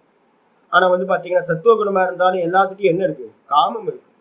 அப்ப ஒரு குருநாதர் என்ன பண்ணணும் அப்படின்னு கேட்டீங்கன்னா சத்துவகுணம் இருக்கா, அப்ப நித்திய கர்ம அனுஷ்டானம் சந்தியாவந்தனம் இது மாதிரி வைத்திய கர்மங்கள் இல்ல நல்ல கர்மங்கள் யாரெல்லாம் வந்து ஈஸ்வரனை சார்ந்து இருந்துட்டு நல்லவங்களா இருக்காங்களோ தர்மிகளா இருக்காங்களோ எவ்வளவு பேர் இருக்காங்க இந்த உலகத்துல, எல்லாம் இருக்காங்க. ஆனா வந்து பாத்தீங்கன்னா மோட்சத்துக்கு அதிகாரியான்னு கேட்டீங்கன்னா மோட்சத்துக்கு அதிகாரி இல்லை.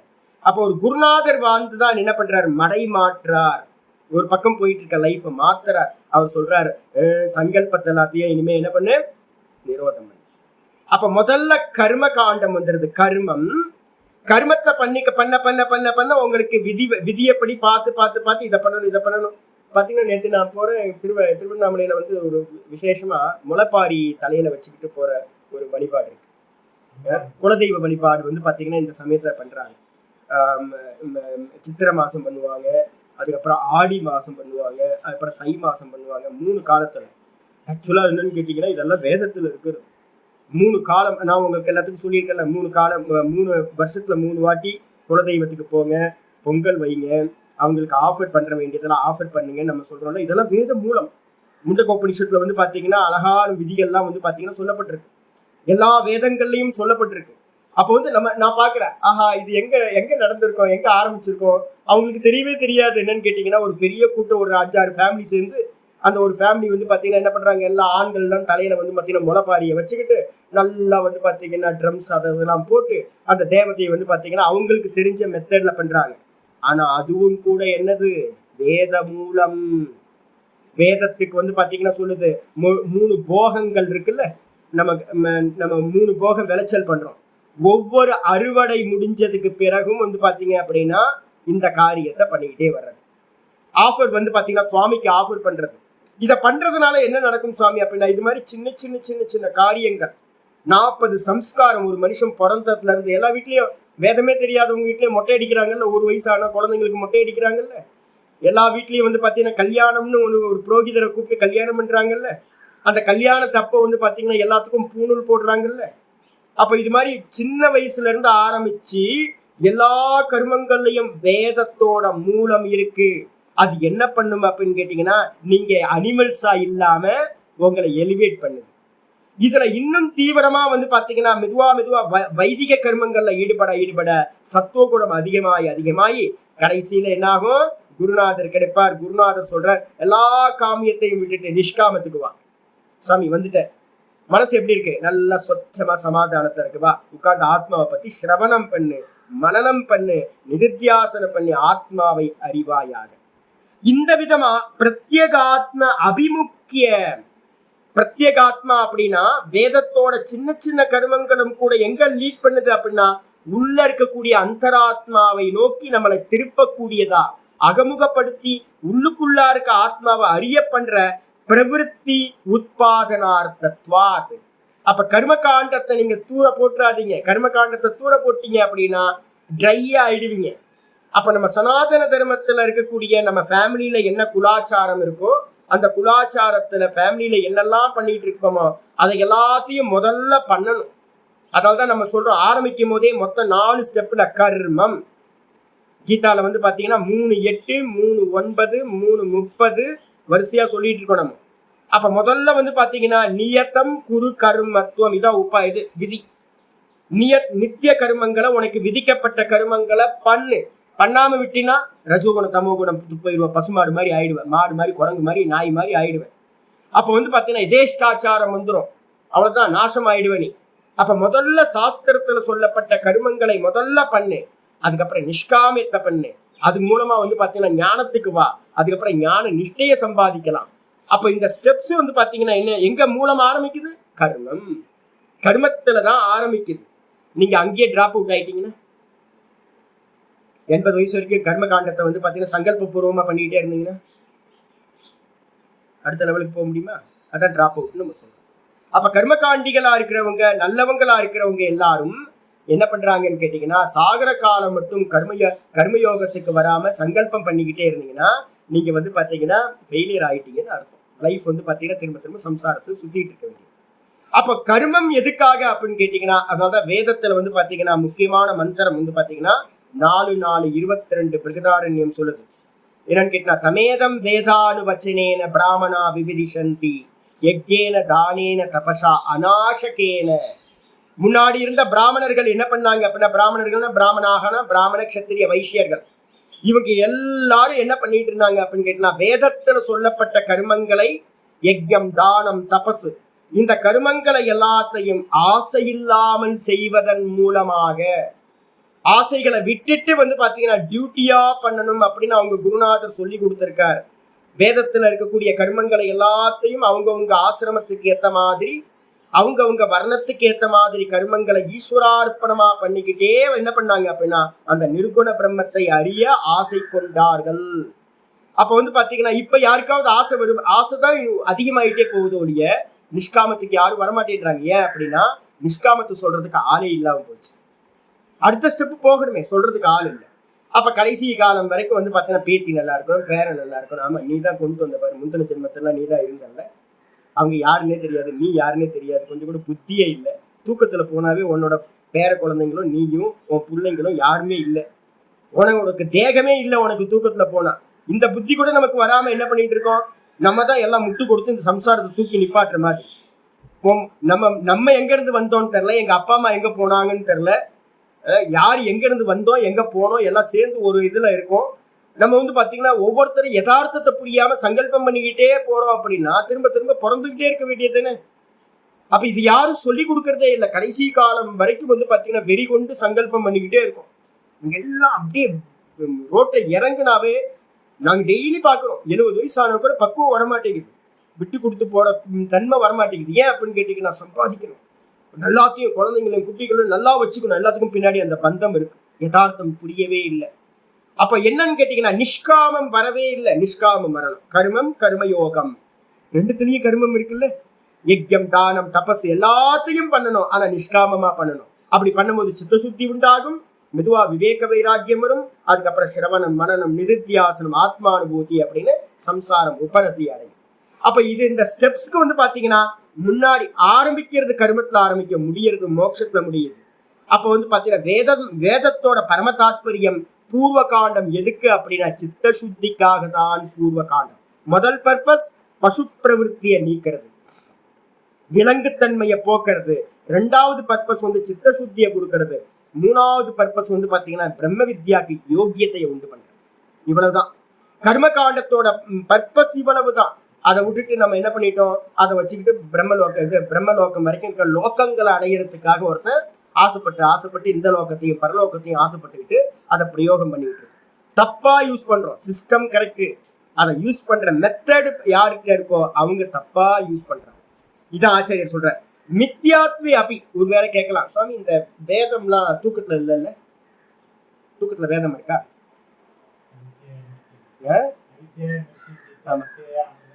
இதுல ஈஷாவாசியத்துல சொல்லுது, அவித்யா மிருத்யும் தீர்த்துவா வித்யா அமிர்தம் அஸ்னுதேன்னு ஒரு முக்கியமான மந்திரம் இருக்கு.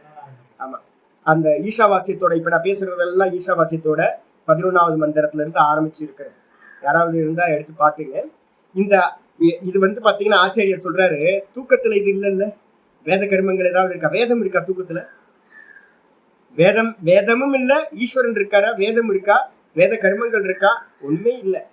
அப்ப காலையில எந்திரிச்சோன்னு வேதம் அது இதெல்லாம் சொல்றீங்களே சாமி அப்படின்னா யாரோட காரியம் அப்படின்னு கேட்டீங்கன்னா எல்லாம் மாயாமயம் தான்.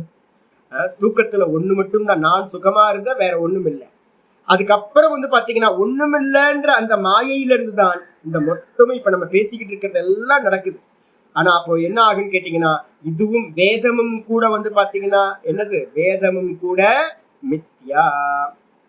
வேதத்துல சொல்லப்பட்ட கர்மங்களும் கூட மித்யா அப்படின்னு வரும்போது அவன் பூர்வபக்ஷி கேட்கிறான், யாருக்காவது சந்தேகம் வரலாம், வேதமும் பொய் தானே சுவாமி அப்படின்னா, ஆமா வேதமும் பொய் தான். பொய்யா இருந்தாலும் கூட மித்யாத்வே அபி உபாயஸ்ய, வேதம் தான் உபாயம். வேதம் உபாயமாயிருந்தாலும் கூட அந்த உபாயம் வந்து பொய்யாவே இருந்தாலும் கூட ஜாகிரதத்துல இருக்கிறது சொப்பனத்துல இல்ல, சொப்பனத்துல இருக்கிறது சுசுப்தியில இல்ல. பிரம்மத்துல ஏக்கமேவ அத்விதீயமா இருக்கக்கூடிய பிரம்மத்துல வேதம்ன்றது ஒண்ணு இல்லவே இல்லை. அப்ப வேதமும் கூட இருக்கிறதுலயே பெரிய கல்பனா தான். ஈஸ்வரன் எப்படி பெரிய கல்பனையோ அதே மாதிரி வேதமும் கூட கல்பனை தான், பொய் தான். ஆனா வந்து பாத்தீங்கன்னா உபாயஸ்ய மித்யாத்வே அபி, உபாயமா இருக்கக்கூடிய இந்த வேதம் பொய்யாக இருந்தாலும் கூட உபேய சத்தியத்தையா அடையக்கூடிய உபேயம் இருக்க சாத்தியம், உபாயத்தினால அடையக்கூடிய சாத்தியத்துக்கு பேர் உபேயம் அப்படின்னு பேரு.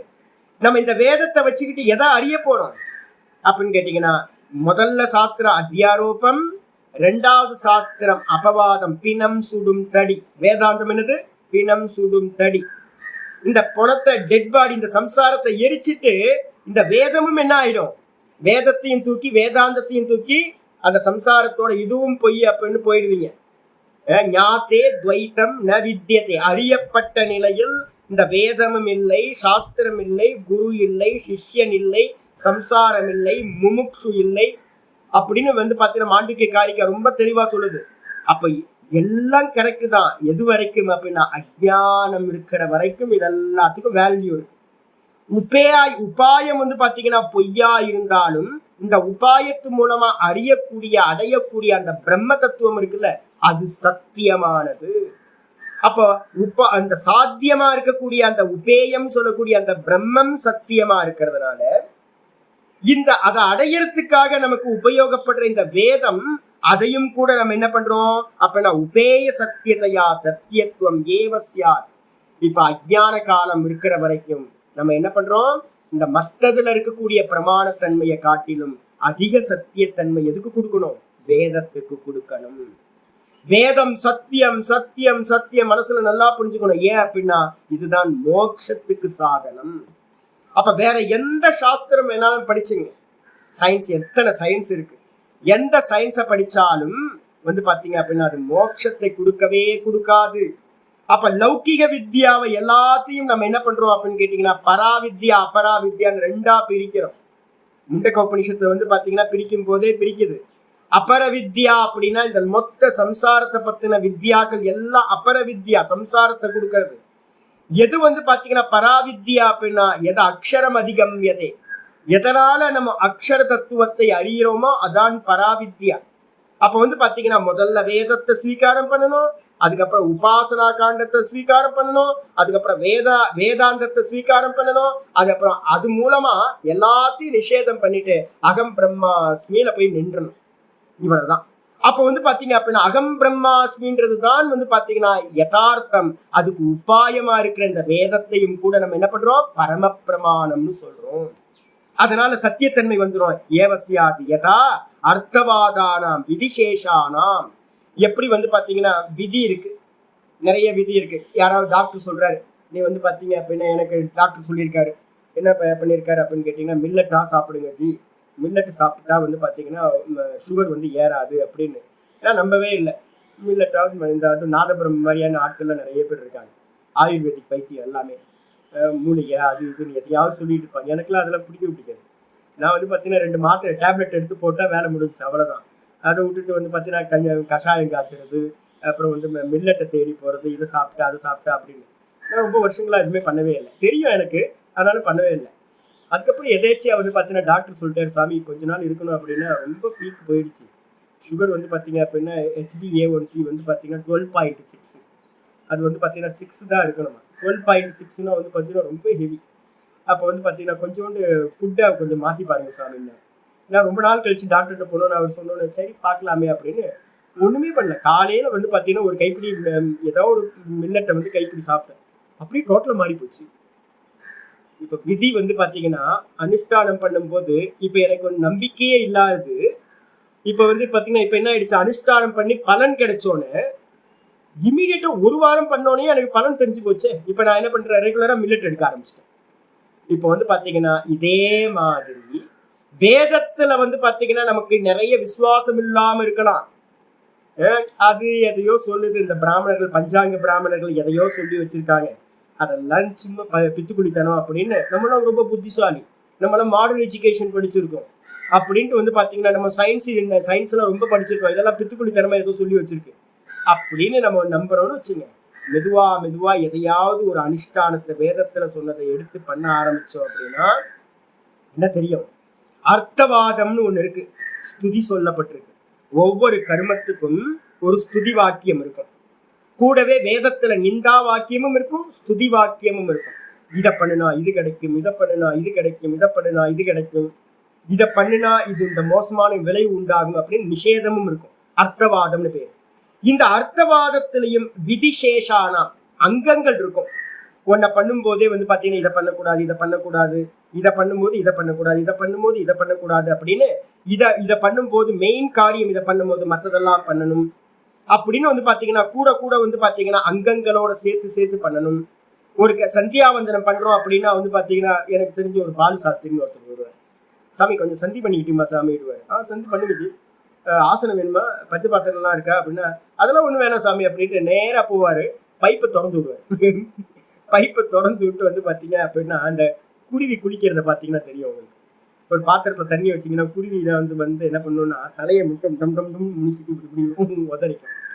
அதே மாதிரி அந்த பாலு சாஸ்திரி என்ன பண்ணுவார் அப்படின்னா, இந்த ஜலத்தை திறந்து விட்டு இப்படி என்ன பண்ணுவார், இந்த கையால் இப்படி இப்படின்னு மார்ஜின் எல்லாம் பண்ணுவார். இன்னும் வித்தை நாங்கள் சுற்றி இருந்து பார்ப்போம், இவர் என்ன வித்தை பண்ணுறாரு, ஏதோ இந்த மெஜிஷியன் பண்ணுற வித்தை மாதிரி, குரலி வித்தியக்காரர் ஏதோ பண்ணுற மாதிரி பண்ணுறாரு அப்படின்னு.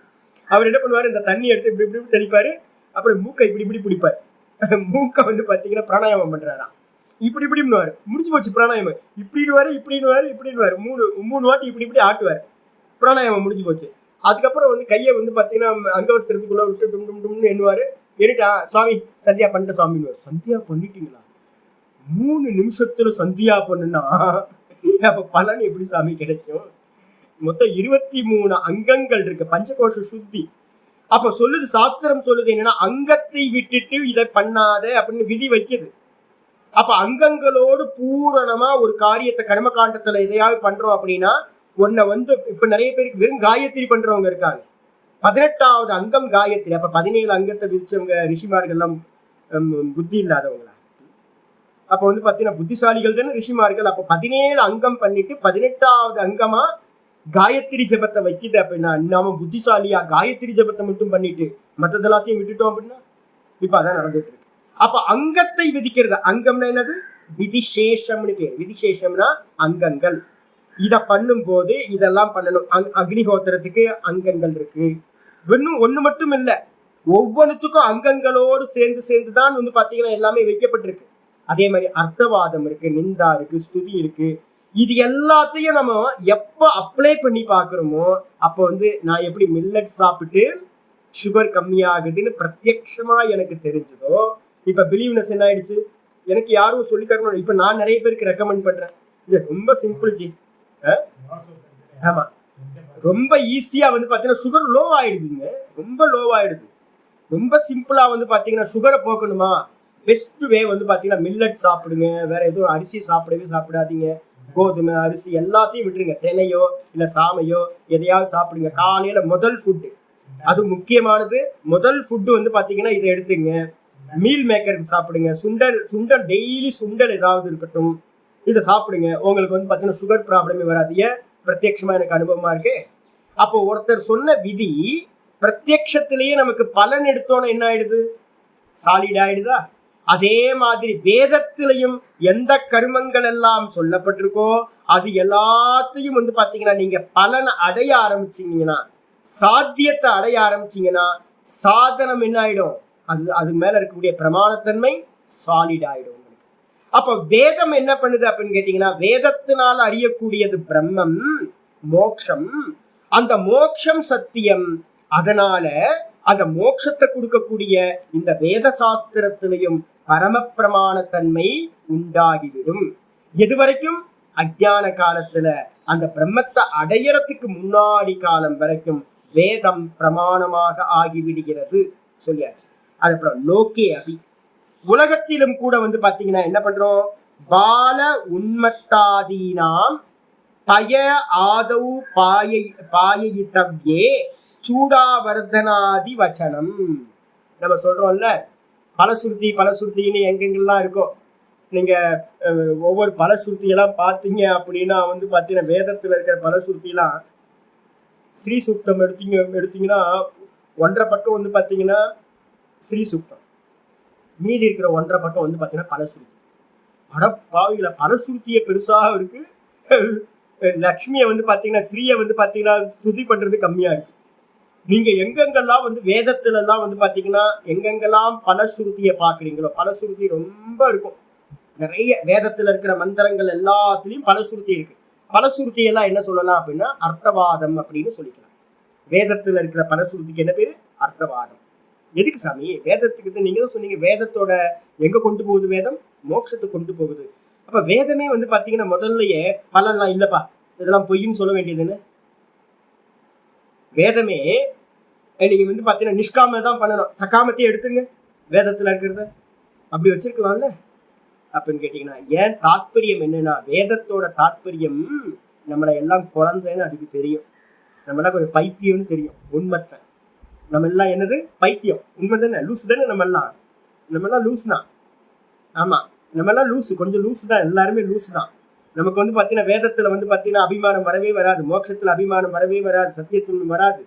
அப்ப என்ன பண்றது அப்படின்னு கேட்டீங்கன்னா, குழந்தைங்களுக்கும் பாலானாம் பால உண்மத்தாதீனாம், பாலர்களுக்கும் சின்ன சின்ன குழந்தைங்களுக்கும், அதே மாதிரி கொஞ்சம் மென்டலா கொஞ்சம் வந்து பாத்தீங்கன்னா புத்தி பேதலிச்சு போன உண்மத்தர்களுக்கும் என்ன பண்ணோம், பாலையோ இல்ல மருந்தையோ கொடுக்கணும்னு வச்சுங்க. நம்ம என்ன பண்றோம், ஆசை காட்டுறோமா, முதல்ல ஆசை காட்டணும். இந்த இந்த மருந்தை சாப்பிட்டா குழந்தைங்களுக்கு சொல்லுவான், இந்த மருந்தை சாப்பிட்டா ஒரு டாஃபி தரேன், ஒரு சாக்லேட் தரேன், கேட்பரிஸ் சாக்லேட் தரேன். எனக்கு சின்ன வயசுல எல்லாம் கேட்பரிஸ் சாக்லேட்னா ஒரு பெரிய கனவு. எங்க வீட்டுல வந்து சக்சஸ் பண்றது என்னை வந்து பாத்தீங்கன்னா ஒரு 5 ரூபாய் சாக்லேட்டை வச்சுக்கிட்டு என்னை வந்து எது வேணாலும் காரியம் சாதிச்சிடலாம். நான் இப்பதான் யோசிப்பேன், 5 ரூபாய் காரியத்துக்கு என்னெல்லாம் ஏமாத்திருக்காங்க சின்ன வயசுல. இன்னும் உளுந்து காரியம் பண்ணி வந்துட்டீங்களா ஒரே ஒரு சாக்லேட்டுக்காக. அப்போ அவ்வளவு வேல்யூவா இருந்துச்சு சாக்லேட். இப்பதான் தெரியுது, ஐயோ சாக்லேட்டுக்கு வேல்யூவே இல்லை அப்படின்னு. புத்தி வந்ததுக்கு பிறகு வேற. சின்ன குழந்தையா இருக்கும்போது அந்த ஒரு 5 ஸ்டார் சாக்லேட்டை பார்த்தாவே ஜிகு ஜிகு ஜிகுன்னு இருக்கும். எனக்கு ஒரு 5 ஸ்டார் சாக்லேட்டை வச்சுக்கிட்டு எங்க வீட்டுல வந்து பாத்தீங்கன்னா இந்த வேலை பண்ணு அந்த வேலை பண்ணுன்னு என்னோட சிஸ்டர்ஸும் என்னோட அம்மாவும் எல்லாம் சுத்தி இருந்தவங்களும் என்னை ஏமாத்திருக்காங்க. அப்போ அதே மாதிரி வந்து பாத்தீங்கன்னா உண்மத்தனா இருக்கிறவனுக்கும் என்ன பண்ணுவாங்க, அப்ப நான் உனக்கு இதை கொடுக்குறேன் இதை பண்ணு, இந்த பாலை சாப்பிடு, இந்த மருந்தை சாப்பிடு அப்படின்னு வந்து பாத்தீங்கன்னா பாலையும் மருந்தையும் சாப்பிட வைக்கிறதுக்காக என்ன பண்றோம், நம்ம வந்து பாத்தீங்கன்னா விதவிதமான ஏமாற்று காரியத்தை பண்றோம். ஆச்சாரியர் சொல்றாரு, பால் சாப்பிட்டுன்னா பெண் குழந்தைங்களா இருக்குன்னு வச்சுங்க. பெண் குழந்தைங்களுக்கு வந்து பாத்தீங்கன்னா என்ன சொல்லலாம், சின்ன குழந்தையா இருக்கு அதுக்கு சொல்லலாம், பால் சாப்பிட்டுனா முடி அப்படியே அம்மா மாதிரியே முடி பெருசா வரும். பால் சாப்பிடலன்னா முடி வளரவே வளராது, சின்னதா எலி குஞ்சு மாதிரி ஆயிடும். அப்ப குழந்தைக்கு என்ன ஆசை வரும், அம்மா மாதிரியே நமக்கும் பெரிய முடி வரணும்னா பால் சாப்பிடணும். உண்மத்தனுக்கு வந்து பாத்தீங்கன்னா என்ன பண்றது, கொஞ்சம் புத்தி பேதலிச்சு இவனுக்கு பால் சாப்பிடு, அப்பதான் வந்து பாத்தீங்கன்னா உன்னுடைய அந்த கட்டி போட்டிருக்கிறத அவுத்து விடுவேன். நிறைய வந்து முசிறி எல்லாம் போனீங்க அப்படின்னா நிறைய கோயில்லாம் இருக்கு, நிறைய இந்த புத்தி பேதலிச்சவங்களுக்கு எல்லாம் கட்டி போட்டிருப்பாங்க. அப்ப கட்டி போட்டிருக்கவங்களுக்கு எல்லாம் என்ன பண்றது அப்படின்னு கேட்டீங்கன்னா, இதை குடிச்சா அப்படின்னா இதை நான் பண்றேன் அப்படின்னு சில விதி விலக்கு சொல்றேன். அப்ப சூடனா வர்த்தனாதிபத்து அப்படின்னா என்ன அர்த்தம், வச்சனாத் அப்படின்னா முடி வளரும் உனக்கு, அதனால வந்து பாத்தீங்கன்னா இந்த பால் சாப்பிடுன்னு குழந்தைங்களுக்கு ஆசை காட்டுற மாதிரி வேதமும் கூட என்ன பண்ணுது அப்படின்னு கேட்டீங்கன்னா, இவனை ரஜோகுணம் தமோ குணத்துல இருந்து சுத்த சத்துவத்துக்கு கொண்டு வரணும். அப்ப சுத்த சத்துவத்துக்கு கொண்டு வரதுக்காக என்ன பண்ணுது அப்படின்னு கேட்டீங்கன்னா, நிறைய மிரட்டுது, நிறைய ஆசையும் காட்டுது. நித்திய கர்மத்தை பண்ணலன்னா பிரத்யவாய தோஷம் வந்துடும், சாமி கண்ணை குத்திரும் அப்படின்னு வந்து பாத்தீங்கன்னா மிரட்டியும் கர்மத்தை பண்ண வைக்கிறது. இல்ல அப்படின்னா ஆசை காட்டி டாஃபியை காட்டி நமக்கு வந்து பாத்தீங்கன்னா இந்த கர்மத்தை பண்ணா சொர்க்கத்துக்கு போகலாம், இந்த கர்மத்தை பண்ணா பிரம்மலோகம் போலாம் அப்படின்னு நிறைய கருமங்களையும் ஆசை காட்டி வேதம் சொல்கிறது.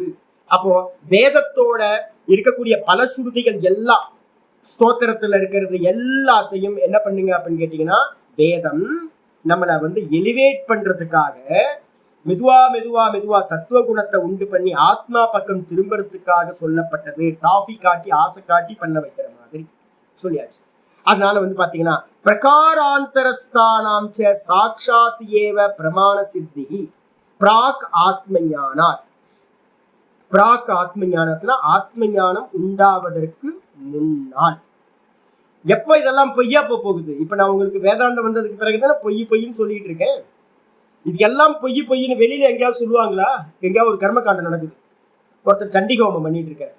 சண்டிகோணம் பண்ற இவர் வந்து என்ன பண்ணுவார், முதல்ல வந்து பார்த்தீங்கன்னா சண்டிகோணம் ஆரம்பிக்கிறதுக்கு முன்னாடி அந்த பிரீஸ்ட் என்ன பண்ணுவார், ஸ்துதி பண்ணுவார் சண்டிகோமத்தை பத்தி. அம்பானை வந்து பார்த்தீங்கன்னா இந்த ஹோமம் பண்ணா இது கிடைக்கும் அது கிடைக்கும், உங்க ரிணம் போகும், உங்க சத்ரு நாசம் ஆவார்கள், நீங்க கடன் பிரச்சனையிலிருந்து வந்து பார்த்தீங்கன்னா மீண்டு வந்துடலாம், ஆரோக்கியம் கிடைக்கும், ஆயுள் கிடைக்கும், அம்பாலோட அனுகிரகம் பூர்ணமா உங்களுக்கு கிடைக்கும், நல்ல வெல்த் கிடைக்கும் அப்படின்னு ஆசையெல்லாம் காட்டி உங்களை எல்லாம் சங்கல்பம் பண்ண வச்சு அப்படிதானே பண்ணுவாங்க. அங்க போய் சண்டிகோமம் பண்ற இடத்துல போயிட்டு இந்த உலகம் பொய்யானது, நீங்க பொய், நாம் பொய், எல்லாம் பொய், அம்பாலும் பொய், இந்த கோமமும் பொய் அப்படின்னு சொல்ல முடியுமா? அப்போ வந்து பாத்தீங்கன்னா 2 ஏரியாவை பிரிச்சுங்க. பிரவிற்த்தி ஏரியான்னு ஒரு ஏரியா, நிவிற்த்தி ஏரியான்னு ஒரு ஏரியா. அதனால்தான் இப்பதான் நான் வந்து பாத்தீங்கன்னா பகவத்கீதை வேதாந்தம் சொல்லும் போதுதான் வந்து பாத்தீங்கன்னா என்ன பண்ற உங்களுக்கு சொல்றேன் இது பொய்ன்னு. இதே கர்ம காண்டம் நடக்கிற இடத்துல போய் இதை பொய்ன்னு சொன்னா கர்ம காண்டம் நடக்காது. அதிகாரிகளே வேற. ஆச்சாரியர் சொல்றாரு பிராக் ஆத்ம ஞானாத், இந்த ஆத்ம ஞானம் உண்டாவதற்கு முன்னால் பிரகாராந்தரஸ்தானாம் சாட்சாதேவ பிராமான்ய சித்திகி, வேற ஒரு பிரகாரம் அங்க நடந்துகிட்டு இருக்கு. வேற ஒரு மெத்தடாலஜி வேதத்தோட பூர்வ பாகத்துல நடந்துகிட்டு இருக்கு. வேதத்தோட பூர்வ பாகத்தோட தாற்பயம் என்ன அப்படின்னு கேட்டீங்கன்னா, இவனை எப்படியாவது மெதுவா பசுத்தன்மையில இருந்து மனுஷத்தன்மை கொண்டு வரணும். மனுஷத்தன்மையில இருந்து ரஜோகுணம் தமோ குணத்தை போக்கி சத்துவ குணத்துக்கு கொண்டு வரணும். அப்ப பூர்வ காண்டத்தோட ஐடியா என்னன்னு கேட்டீங்கன்னா இவ்வளவுதான். இப்ப இந்த ஏரியா வரைக்கும் என்னன்னு கேட்டீங்கன்னா பிரகாராந்தரஸ்தானம்னா வேறு ஒரு மெத்தட் அங்க வந்து பாத்தீங்கன்னா கர்ம காண்டத்துல யூஸ் பண்ணுது. அந்த இடத்துல வந்து பாத்தீங்கன்னா ஆத்ம ஞானம் இல்ல, ஆத்ம ஞானம் உண்டாகிறதுக்கு முன்னாடி இருக்கிற அந்த நிலை. அதுல வந்து பாத்தீங்க அப்படின்னா யாருக்கு பிரமாணம் அப்படின்னா கர்மகாண்டம் அந்த ஏரியால இருக்கிறவங்களுக்கு பிரமாணம். 3ஆம் கிளாஸ் படிக்கும் போது வந்து பாத்தீங்கன்னா சூரியன் கிழக்கே உதிக்கிறான், மேற்கே மறைகிறான், அஸ்தமனமாகிறான் அப்படின்னு நம்ம சொல்றோம்னு வச்சுங்களேன். கரெக்டா இல்லையா? 3ஆம் கிளாஸ்ல அது சரி. எங்க டீச்சர் மாதிரி எனக்கு இன்னும் கூட எனக்கு என்னோட டீச்சர்ஸ் மேல எவ்வளவு காதல் இருக்குன்றது. எனக்கு இன்னும் 1ஆம் கிளாஸ் டீச்சர் மேல அவ்வளவு பிரியம் எனக்கு. அவங்கள காட்டில எனக்கு அறிவு அதிகம். 3ஆம் கிளாஸ் டீச்சர், 5ஆம் கிளாஸ் டீச்சர், 7ஆம் கிளாஸ் டீச்சர், 9ஆம் கிளாஸ் டீச்சர், ஒவ்வொருத்தரோட பேர் முதல் கொண்டு எனக்கு இப்போ அவங்களோட இன்சிடென்ட் எல்லாம் ஞாபகத்தை வச்சிருக்கு. என்ன டீச்சர்ஸ் தெரியுங்களா? நான் வீட்டுல வந்து என்ன பண்ணுவேன் தெரியுங்களா? ஸ்கூல் முடிஞ்சு வந்தேன் அப்படின்னா ஒரே டீச்சர் புராணம் தான். டீச்சர் பத்தி பேசி நாட்ஃபுல்லா எங்களுக்கு வீட்டுல இருக்கவங்களாம் கோவம் வந்துடும். எப்ப பார்த்தாலும் இவன் டீச்சரை பத்தியே பேசிக்கிட்டு இருக்கான் அப்படின்னு. எனக்கு என்ன அப்படின்னு கேட்டீங்கன்னா, என்னோட டீச்சர் மாதிரி இந்த உலகத்துல அறிவானவங்க இந்த உலகத்துல இல்லவே இல்லை. இதான் வந்து பாத்தீங்கன்னா எனக்கு. ஏன்னா 3ஆம் கிளாஸ் படிக்கிற ஸ்டூடெண்ட்டுக்கு 3ஆம் கிளாஸ் டீச்சர் தான் பிரமாணம். 5ஆம் கிளாஸ் படிக்கிறவனுக்கு 5ஆம் கிளாஸ் டீச்சர் தான் பிரமாணம். 7ஆம் கிளாஸ் படிக்கிறவங்களுக்கு 7ஆம் கிளாஸ் தான் வந்து பாத்தீங்கன்னா பிரமாணம். எனக்கு சிவகாமி டீச்சர் மாதிரி வந்து பாத்தீங்கன்னா உலகத்திலே அறிவாளி இல்லை. 7ஆம் கிளாஸ் படிக்கும்போது நான் நிச்சயம் பண்ணி வச்சிருந்தேன். அப்போ வந்து பாத்தீங்கன்னா அந்தந்த கிளாஸ் படிக்கும்போது அந்தந்த சப்ஜெக்டும் அந்தந்த டீச்சரும் பரம பிரமாணம். அதே மேல போகும்போது கீழே இருக்கிறதெல்லாம் பிரமாணத்தன்மை கம்மியாயிடுதா? அதேதாங்க. இதைதான் இங்க ஆச்சாரியர் சொல்றாரு. பிரம்ம ஆத்ம ஞானத்தை பத்தின விஷயம் தெரியறதுக்கு முன்னாடி வரைக்கும் என்ன அப்படின்னு கேட்டீங்கன்னா வேற ஒரு ஏரியால வேற ஒரு மெத்தடை யூஸ் பண்ணும் போது, என்ன மெத்தடு? சித்த சுத்தி வரைக்கும் வரணும். அவனுக்கு வந்து பாத்தீங்கன்னா பசு பிரவருத்தியில இருந்து மனுஷ பிரவருத்தி கொண்டு வரணும். மனுஷ பிரவருத்தியில இருந்து ரஜோகுண தமோ குணத்தை கம்மி பண்ணி சத்துவ குணத்தை அதிகப்படுத்தணும். இந்த ஏரியா பண்ற வேலை தான் கர்மகாண்டம். இந்த ஏரியால அவனுக்கு எது பிரமாணம் அப்படின்னா வேதத்தோட பூர்வபாகம் தான் பிரமாணம். அப்ப ஆத்ம ஞானம் உண்டாகிறதுக்கு முன்னாடி அகம் பிரம்மாஸ்மின்னு நேத்தி பண்ணி எல்லாத்தையும் நேர்த்தி பண்ணதுக்கு பிறகு நான் அப்படின்ற ஒரு எண்ணம் உண்டாகிறதுக்கு முந்தின க்ஷணம் வரைக்கும் கர்ம காண்டம் பிரமாணம். நான் சத்தியம், எனக்கு அந்நியமா இருக்கிறது எல்லாம் பொய்ன்னு நேத்தியோட மனநத்துல வந்து பாத்தீங்கன்னா உங்களுக்கு தீர்மானம் ஆயிடுச்சு அப்படின்னா நேத்தி பண்ணும்போது ஆச்சாரியர் ரமணன் சொல்லுவாரு, குப்பையில நல்ல குப்பை கெட்ட குப்பைன்னு ஏதாவது இருக்கா? இது நல்லது. நம்ம குப்பையிலையும் பொறுக்கிற ஆட்கள் இருக்காங்கல்ல. நான் வந்து பாத்தீங்க அப்படின்னா ஒரு 3 மாசத்துக்கு ஒரு வாட்டி எல்லாத்தையும் கிளீன் பண்ணுவேன். கிளீன் பண்ணி எங்க சிஷ்யர்கள்ட்ட சொல்லுவேன், யாராவது இதை பிரிச்சிங்க அப்படின்னா அடிதான் விடும். குப்பையை பிரிக்க கூடாது சாமி, இதெல்லாம் நல்ல ஐட்டம் சாமி. ஆமா நல்ல ஐட்டம்னு நம்ம வீட்டுக்கு பாருங்க, நல்ல ஐட்டம், இது உதவும்னு வீட்டு ஃபுல்லா குப்பையை ஆக்கி வச்சிருக்கோம். உங்களோட செல்ஃபை எடுத்து பாருங்க, உங்க கிச்சன்ல எல்லாம் போய் பாருங்க, சின்ன ஐட்டத்தெல்லாம் டப்பாவை விட மாட்டோம். பாத்தீங்கன்னா இந்த டப்பா எதுக்காவது உதவும், இந்த டப்பா எதுக்காவது உதவும். பாத்தீங்கன்னா ஒரு ஷாப் வைக்கிற அளவுக்கு டப்பா வச்சிருப்பீங்க நீங்க வீட்டுல.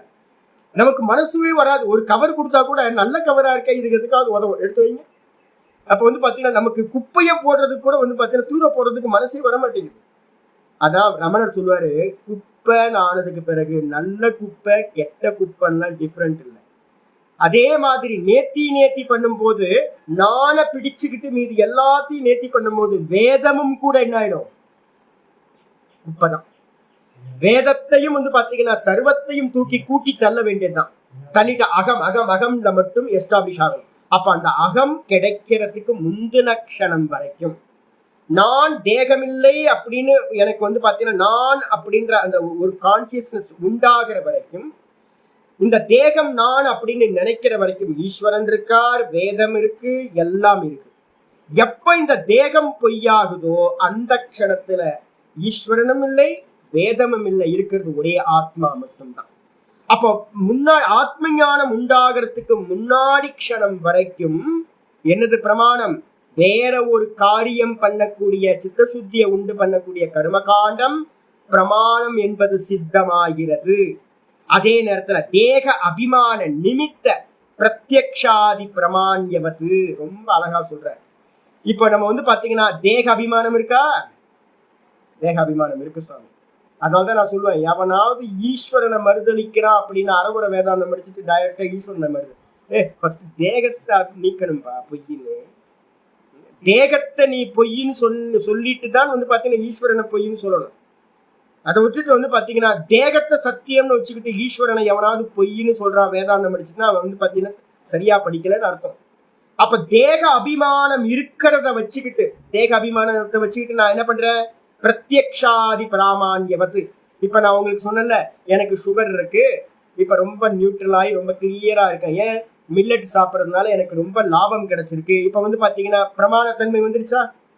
ஆமா, யாரோ ஒருத்தர் சொன்ன, டாக்டர் சொன்ன, ஆயுர்வேதிக் டாக்டர் சொன்ன அந்த அந்த விஷயம் எனக்கு இப்ப பிரமாணமா தெரியுது. ஏன் அப்படின்னா தேகாதி நிமித்தம், தேகாதி சங்காதத்துல அபிமானம் இருக்கு.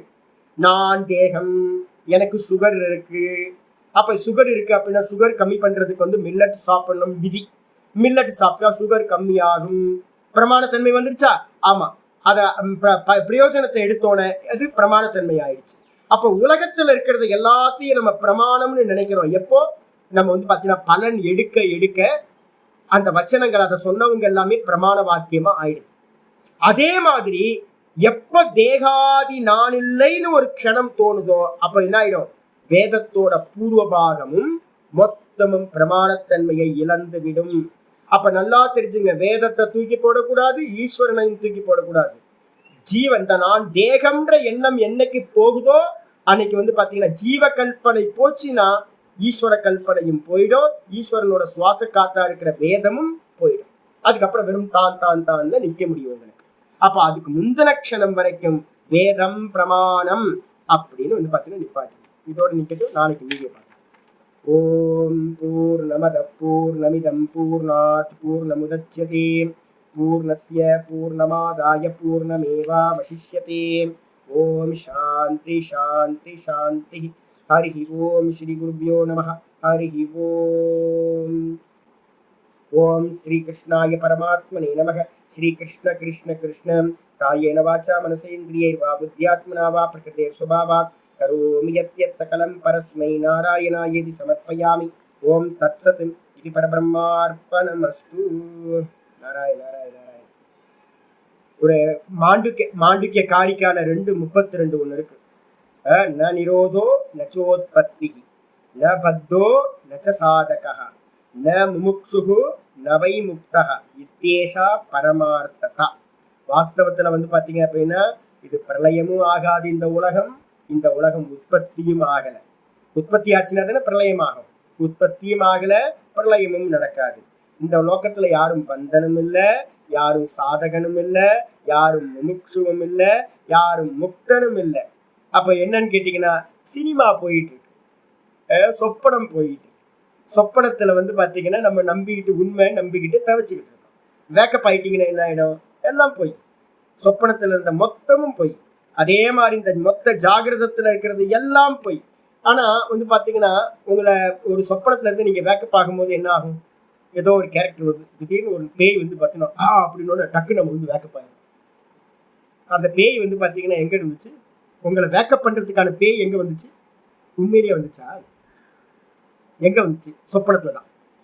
சொப்பனத்துல வந்த நாய் கடிச்சோன்னு நம்ம வந்து ஒரு கடி கடிச்சோட டக்குன்னு வேக்கப்பாரு, ஐயோ என்னாச்சு அப்படின்னு.